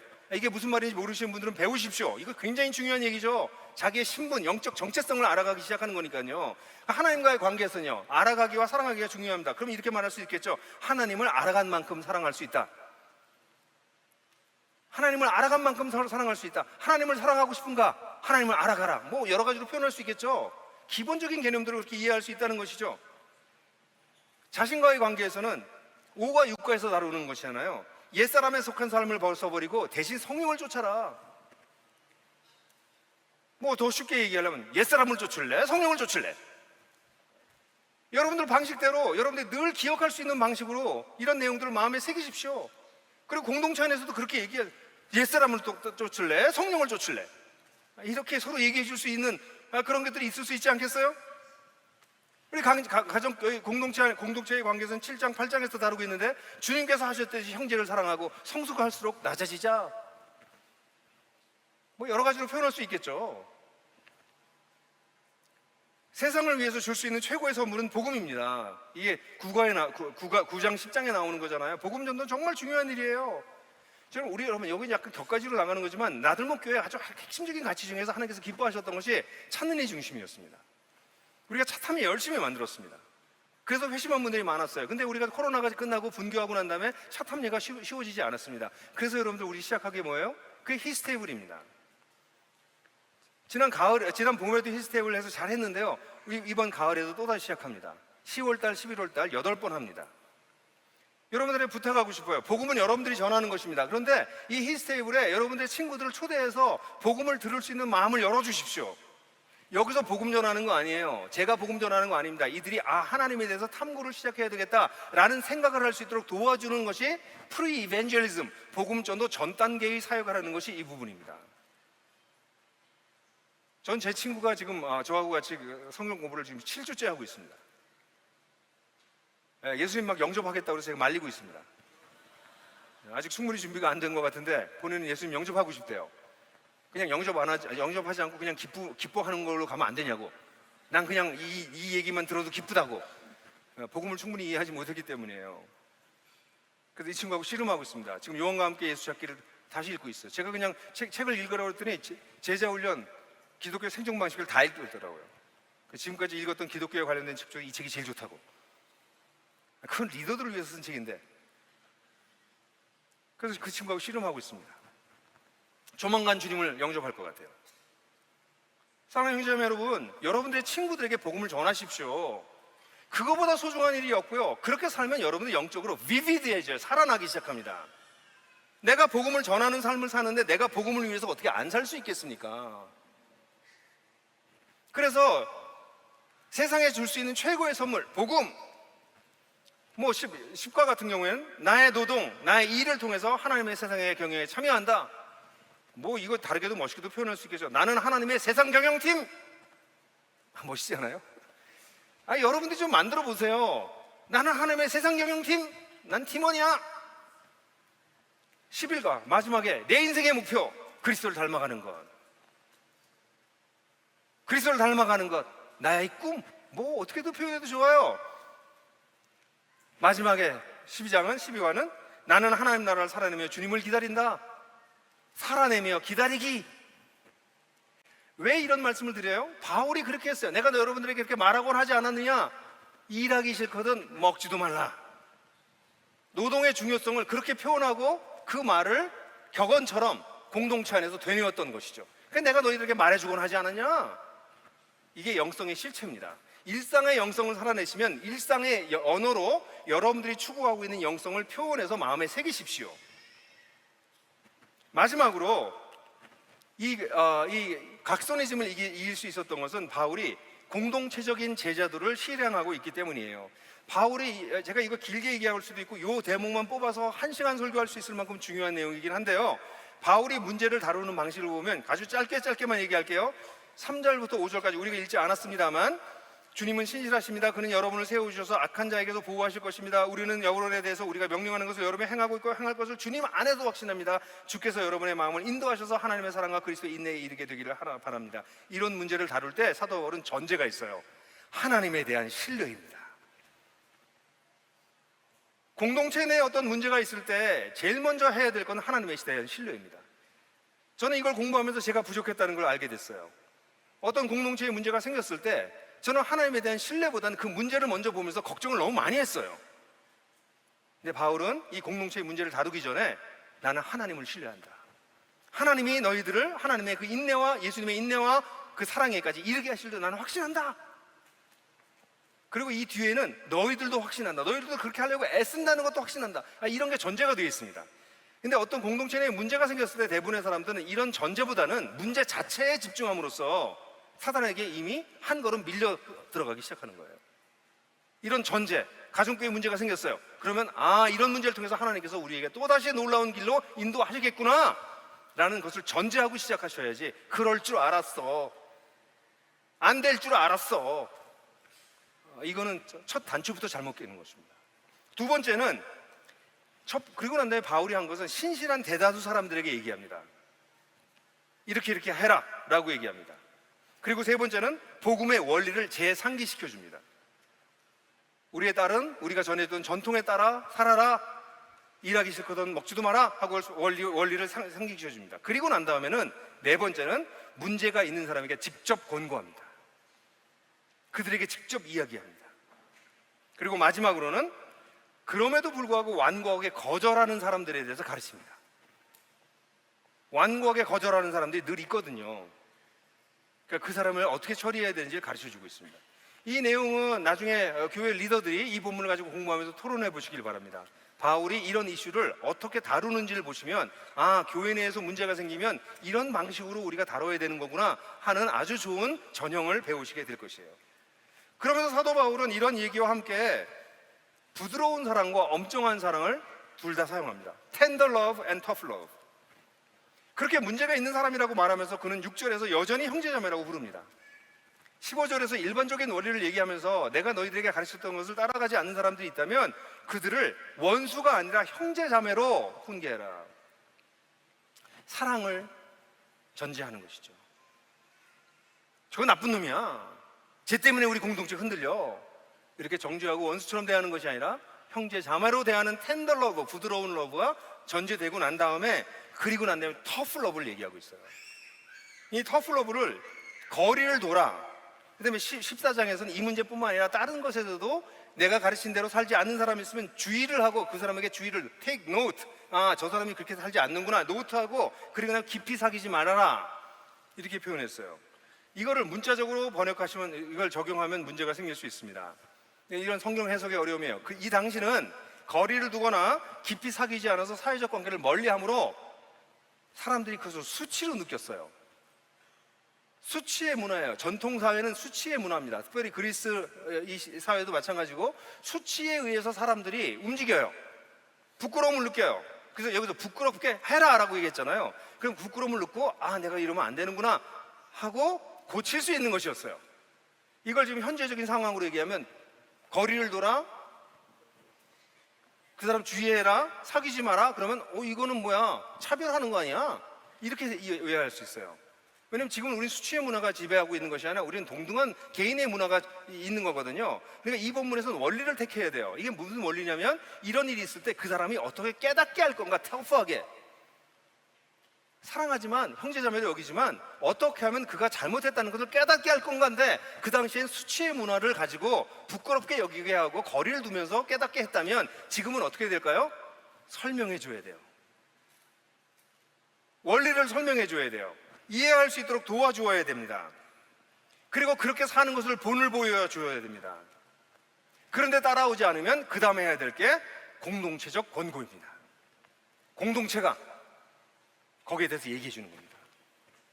가정교회에 어떤 문제가 있다, 충분히 아이를 키우는 문제와 가서 같이 논의를 했다, 그럼 논의하고 난 다음에 성경에서 이렇게 가르치는 것을 얘기하고 본을 보여주고, 근데 그렇게 하지 않는다면 공동체의 리더들이 근데 말이야 우리가 진짜 고민하고 기도해 봤는데 그렇게 계속 하는 거는 옳지 않은 것 같아 라고 얘기해 줘야 됩니다. 이게 공동체적 제자도입니다. 그렇기 때문에 12절에 보면은 내가 명령하고 권면한다고 얘기할 때 사도 바울은 조심스럽게 그 앞에 주 예수 그리스도 안에서라고 하는 말을 붙이고 있습니다. 공동체적인 권고를 할 때 공동체 권고를 하는 사람들은 반드시 고민하셔야 됩니다. 내가 주 예수 그리스도 안에서 하는 것인가? 내 의견인가? 내 취향인가? 내 방식인가? 아니면 이것이 주 예수 그리스도 안에서 하는 명령이고 권면인가? 나 자신의 목양이 주 예수 그리스도의 권위를 사용할 만큼 정당한가? 저는 잘못된 목양자들이 잘못된 횡포와 권위를 사용하는 것을 너무나 많이 봐왔어요. 물론 나들목 교회에서는 거의 그런 걸 많이 못 봤지만 많은 교회에서 목양자들이 권위를 잘못 사용합니다. 목양자들에게는 하나님께서 권위를 주십니다. 목자든 목회자건 권위를 주십니다. 근데 그 권위를 사용할 때는 반드시 나의 권면과 나의 명령이 주 예수 그리스도 안에 있는 것인가? 자기 검열이 반드시 필요합니다. 사랑하는 형제자매 여러분, 이 본문이 정말 저는 대단한 본문이라는 생각을 했어요. 공동체에. 근데 현대도시 속에서 이 공동체가 불가능하다고 사람들 생각합니다. 가능한 이유가 있습니다. 이 본문 맨 마지막에 평화의 주님이 여러분들에게 평화를 주시길 원한다고 얘기합니다. 평화의 주님이 여러분들에게 평화를, 하나님을 깊이 알게 되면 우리에게 임하게 되는 것은 샬롬입니다. 하나님은 우리에게 주시고 싶은 게 샬롬입니다.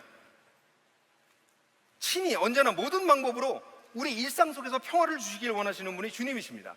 데살로니가전서 5장 23절에서도 평화의 하나님께서 친히 여러분을 이렇게 하기를 원한다라고 얘기했는데, 이 본문에서는 평화의 하나님이 여러분들에게 평화를 주시게 한다라고 얘기를 약간 바뀌어요.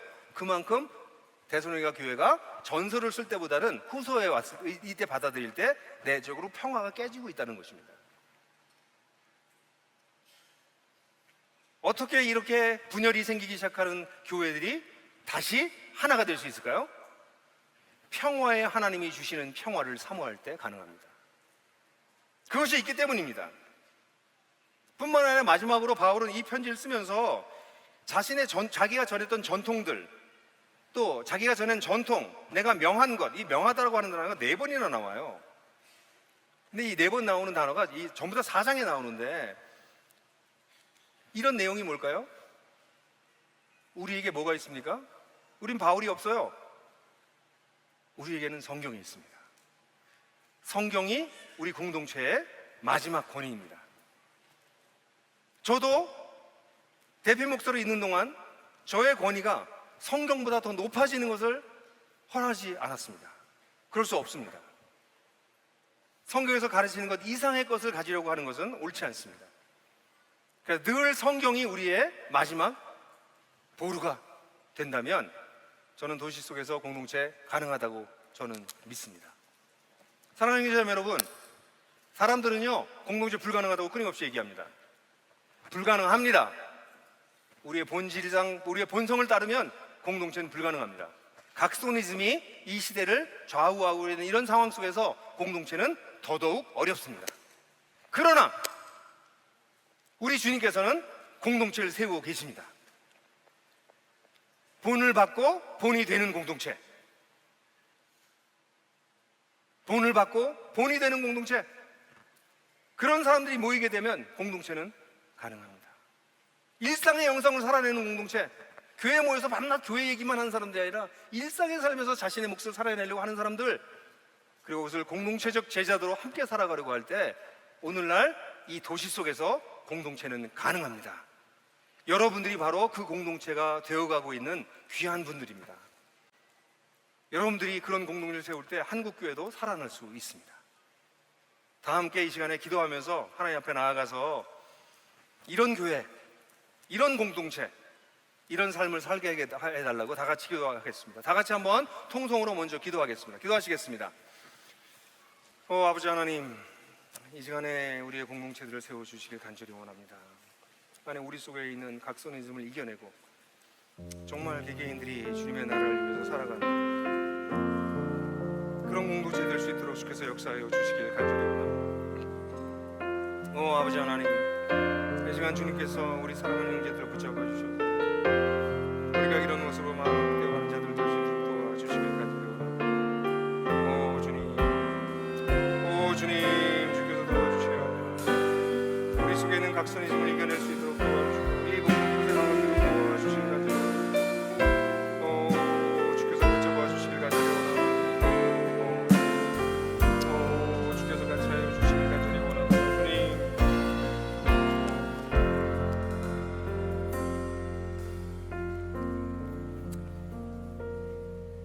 아버지 하나님, 가정교회 하나 세워나가는 것, 그 교회 하나를 세우는 것입니다.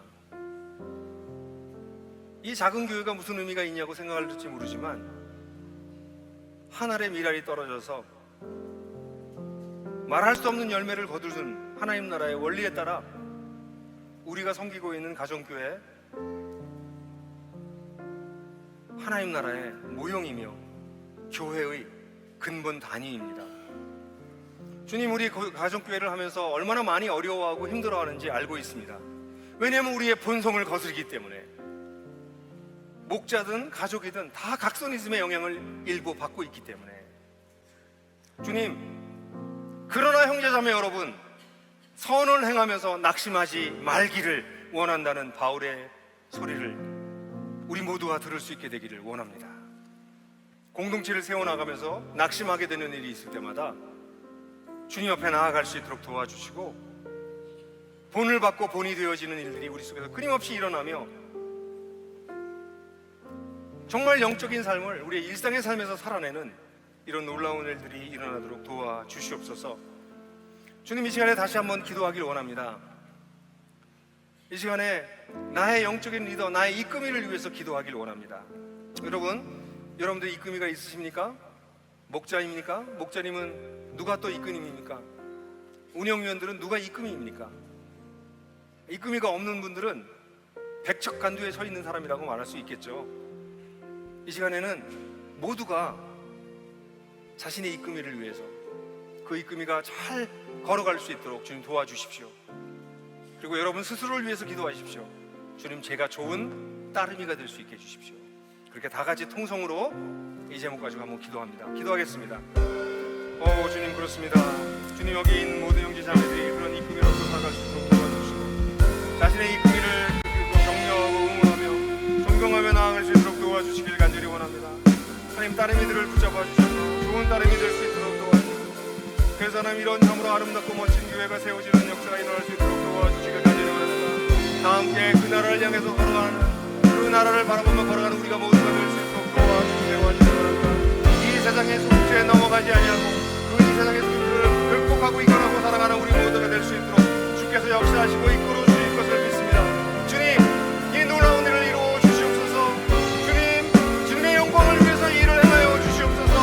주님, 우리의 이름이 아니라, 나들목의 이름이 아니라 주님의 이름을 위해서 이 일을 행하여 주시옵소서.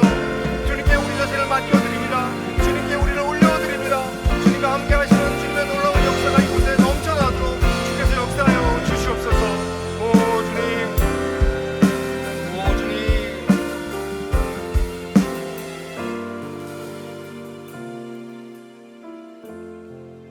주님, 꼭 6년 전인가요? 이곳에서 여호수아서를 함께 공부하면서 나의 교회여 일어나 걸어가라고 목소리 앞서서 찬양했던 때가 있었습니다. 산을 넘고 강을 건너서 내가 예비한 그 땅으로 그 믿음의 길을 떠나라. 그 찬양을 하면서 우리는 5곳으로 흩어졌습니다. 6년이 지나 더 많은 가족들과 함께 이 자리에 모였습니다. 저희는 오늘 이 예배를 끝나고 또다시 우리의 삶의 터전이며 우리가 속한 지역으로 다시 떠납니다. 주님, 사랑하는 형제와 자매들을 주님의 오른손으로 붙잡아 주셔서 강하고 담대하게 도와주시옵소서.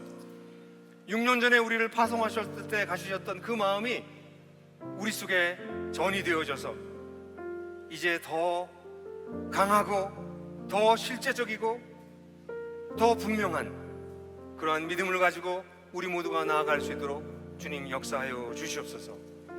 마지막으로 이 찬양을 올려드리오니 주님, 이 찬양을 마음속에 새기고 주님께 올려드릴 수 있도록 도와주시옵소서. 나의 교회여 일어나 걸어가라. 다 같이 찬양합니다.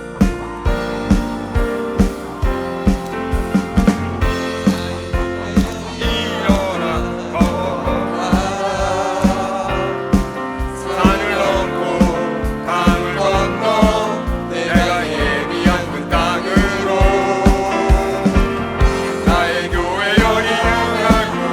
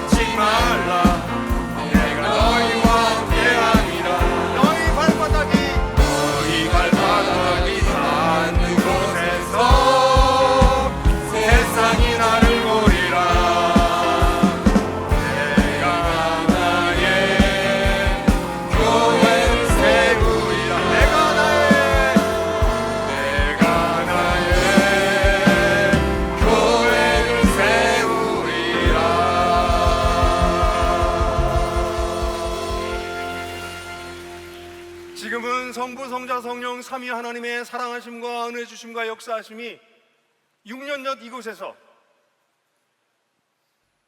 우리를 부르신 그곳에 가서 새로운 공동체를 세우겠다고 그 무모한 도전을 했던 우리 사랑하는 형제 자매들과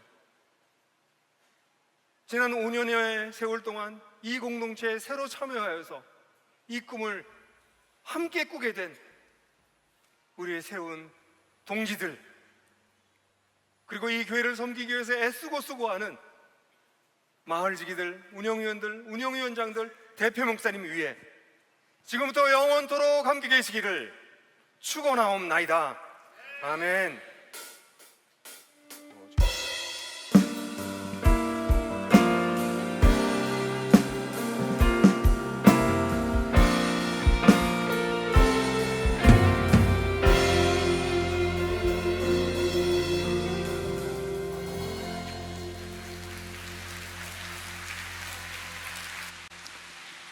이박 3일간 누구보다 가장 애써주시고 또 말씀으로 섬겨주신 우리 김영국 목사님께 다시 한번 뜨거운 감사의 박수 전하겠습니다.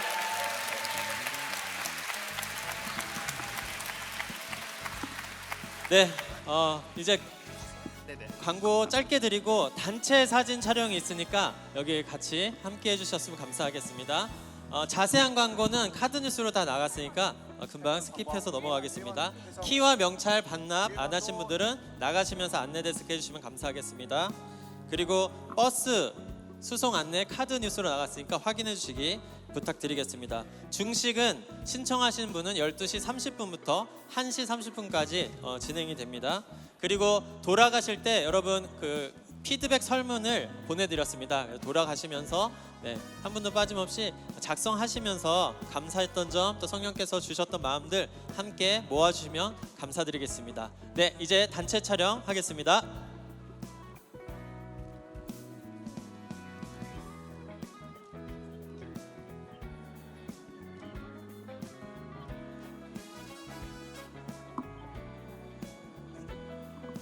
하나 둘 셋 넷.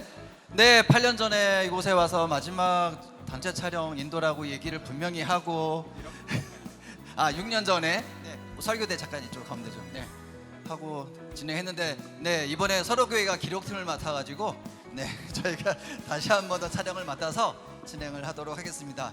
이 시간이 우리가 많이 갔기 때문에 주최 측하고 5분 내로 끝내기로 약속을 했기 때문에 지금부터 시간 되고 5분 내로 끝내도록 할 테니까 여러분들께서 같이 죄송합니다. 이쪽으로 좀 옮겨주시겠어요? 도와주시면 감사하겠습니다. 자, 일단 앞에 금색 의자에 앉아 계신 분들은 계속 앉아 계실 거예요. 그리고 뒤에 플라스틱 의자에 앉아 계신 분들은 이동할 수가 있으니까 만약에 이동하면 자기 짐을 꼭 가지고 이동을 해 주셔야 됩니다. 요거 하나만 기억해 주시면 감사하겠습니다. 자, 지금부터 시간 재고 5분 내로 끝내겠습니다. 자, 제일 먼저 우리 말씀 전해 주신 우리 김영근 목사님, 그리고 우리 각 교회 대표 목사님, 그리고 우리 마을지기 운영위원 분들은 무대 위로 30초 안에 올라와 주시면 감사하겠습니다.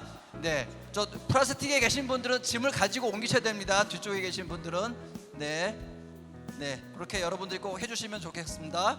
자, 그렇게 한 동안 드론을 띄우겠습니다. 자, 드론 촬영이 준비되어 있으니까 자, 우리 목사님들 올라오시면 드론 촬영 바로 들어갈 테니까 가급적 천천히 달려와 주시면 감사하겠습니다.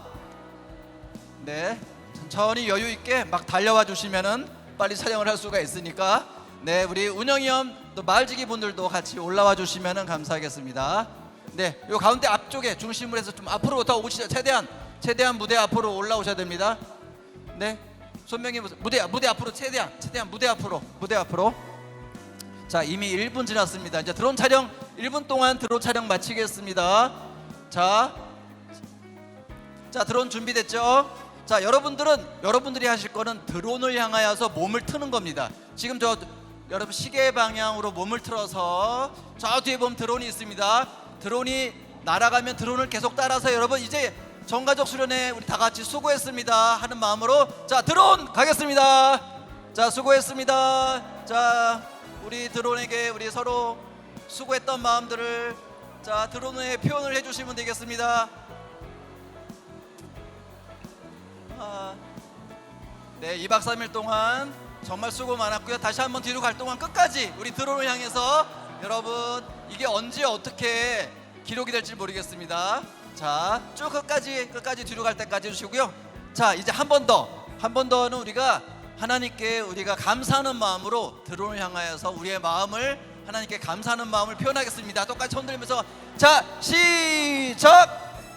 자, 감사합니다.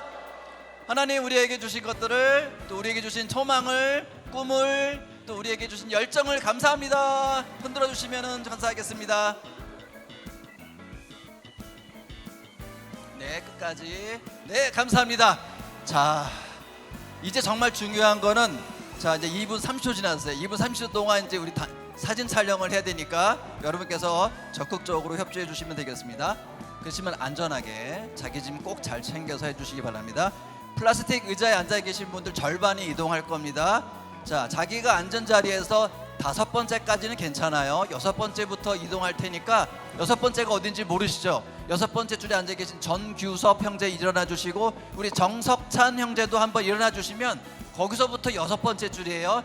여러분들은 자기 짐을 들고 무대 앞쪽으로 나와 주시기 바랍니다. 의자 상관없이 그냥 자기 짐만 들고 무대 앞쪽에, 무대 아래 공간으로 이동해 주세요. 지금 이동해 주시면 되겠습니다. 네, 자, 30초 드릴 테니까 이동을 해 주셔야 됩니다. 네, 천천히 무대 앞쪽으로 이동해 주시고, 네, 자, 플라스틱 의자 5번에 앉아 계신 여러분들은 최대한 앞으로, 예, 앞으로 이동해 주시겠어요? 앉은 자리에서 플라스틱 의자 조금씩 앞으로 이동해 주시면 되겠습니다. 통로는 두시고 조금씩 앞으로 이동해서, 그 다음에 시계 방향으로 뒤돌아 주세요. 시계 방향으로 뒤돌아 주세요. 플라스틱 의자에 앉아 계신 분들만 시계 방향으로 뒤돌아서, 뒤를 보고 찍을 거니까 뒤돌아 앉아 주시면 되겠습니다. 의자를 돌리시는 게 좋을 것 같아요. 플라스틱 의자에 앉아 계신 분들은 시계 방향으로 몸을 틀어서, 의자를 좀 옮겨서 뒤쪽을 바라보고 앉아 계시고, 통로는 막지 마시고, 네, 자, 예정된 시간 이제 1분 후에 찍도록 하겠습니다. 여러분, 자, 저 의자 남은 거를 치워야 됩니다. 자, 우리 플라스틱 앉아 계신 분들 중에서 의자를 접어서 뒤쪽으로 좀 옮겨주세요. 자, 우리 뒤에 계신 우리 젊은이들은, 네, 우리 젊은 20대, 30대, 40대 젊으신 분들은 이제 의자를 접어서 뒤쪽으로 옮겨주시면 되겠습니다. 네, 촬영 30초 전입니다. 네, 매우 잘해주고 계십니다.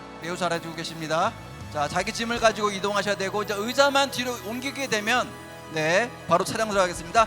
자, 우리 금색 의자에 앉으신 분들 편했죠? 네, 이제 편했죠? 촬영할 때만 조금 허리에 힘을 들어서 앉은 자리에서 뒤를 돌겠습니다. 앉은 자리에서 뒤돌아요. 야, 무릎을 꿇어도 좋고, 앉은 자리에서 뒤를 돌아서 카메라를 바라보겠습니다. 저 우리 최영석 우리 형제님이 시계탑 밑에서 여러분들 기다리고 있으니까, 자, 너무 네, 키를 높이 들면 안 돼요. 다 앉으셔야 뒤에 보니까 일어나지는 말고 앉아줘 주세요.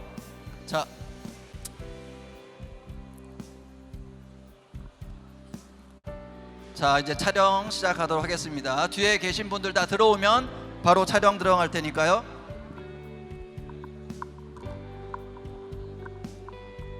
자, 이제, 네, 자, 이제 마지막인데 한번 봐요. 양쪽 끝에 특별히 앞에 계신, 양쪽 끝에 계신 분들은 안 보여요. 나 상관없다 그럼 거기 계시고요. 나 조금 찍히고 싶다 하면 조금 최대한 무대 쪽으로 와주세요. 양쪽 통로, 네, 양쪽 통로 서도 괜찮으니까 조금만 더 무대 쪽으로 이동해 주세요. 양쪽 통로에, 네, 한 2m만 더 쭉쭉쭉쭉 안으로 들어와 지금. 네네네네. 저 카메라 뒤에 계신 분들은 안 나와요. 자, 여기 중간 비상구 있는 그 앞쪽에 계시면 안 나와요. 저 조금 더 무대 쪽으로 들어오세요. 네. 네네네. 안 나오니까 좌우에 계신 분들 하고. 자, 이제 찍겠습니다. 자, 카메라를 보시고 일단 한번, 자, 손을 높이 들면 뒷사람 얼굴 안 보여요. 자, 손은 자기 얼굴 넘지 않게, 자기 얼굴보다 높지 않게 손을 들어주셔서 반갑게. 자, 수고했습니다. 하나, 둘, 셋. 네, 한 번만 더. 자, 우리 여러분 모두 수고했어요. 우리 사진을 보면서 수고했습니다. 하나, 둘, 셋. 자, 이번엔 진짜 자기 마음대로 자유 동작. 하나님 감사합니다. 하나, 둘, 셋. 자, 흔들어 주세요. 이제 마음껏. 자, 이상으로 사진 촬영 마치겠습니다. 여러분 가만히 계시고요. 이제 여기서 퇴장이니까 우리 서영석 목사님께 마이크를 옮기겠습니다. 서 계신 분부터 퇴장해 주세요. 앉아 계셔 주세요. 네, 서 계신 분부터 순서대로 퇴장해 주시고, 앉아 계신 분들은 조금만 양해 부탁드리고요. 수송분들 계세요. 수송 때문에 점심 식사 일찍 하셔야 분은 먼저 일어나셔서 같이 줄 서 주시면 되겠습니다. 식사 먼저 하셔야 될 분, 그리고 버스 승객분들 먼저 일어나셔서 금색 의자에서도 있으시면은 먼저 일어나서 같이 줄 서 주시면 감사하겠습니다. 아니신 분들은 조금만 더 대기해 주세요. 감사합니다.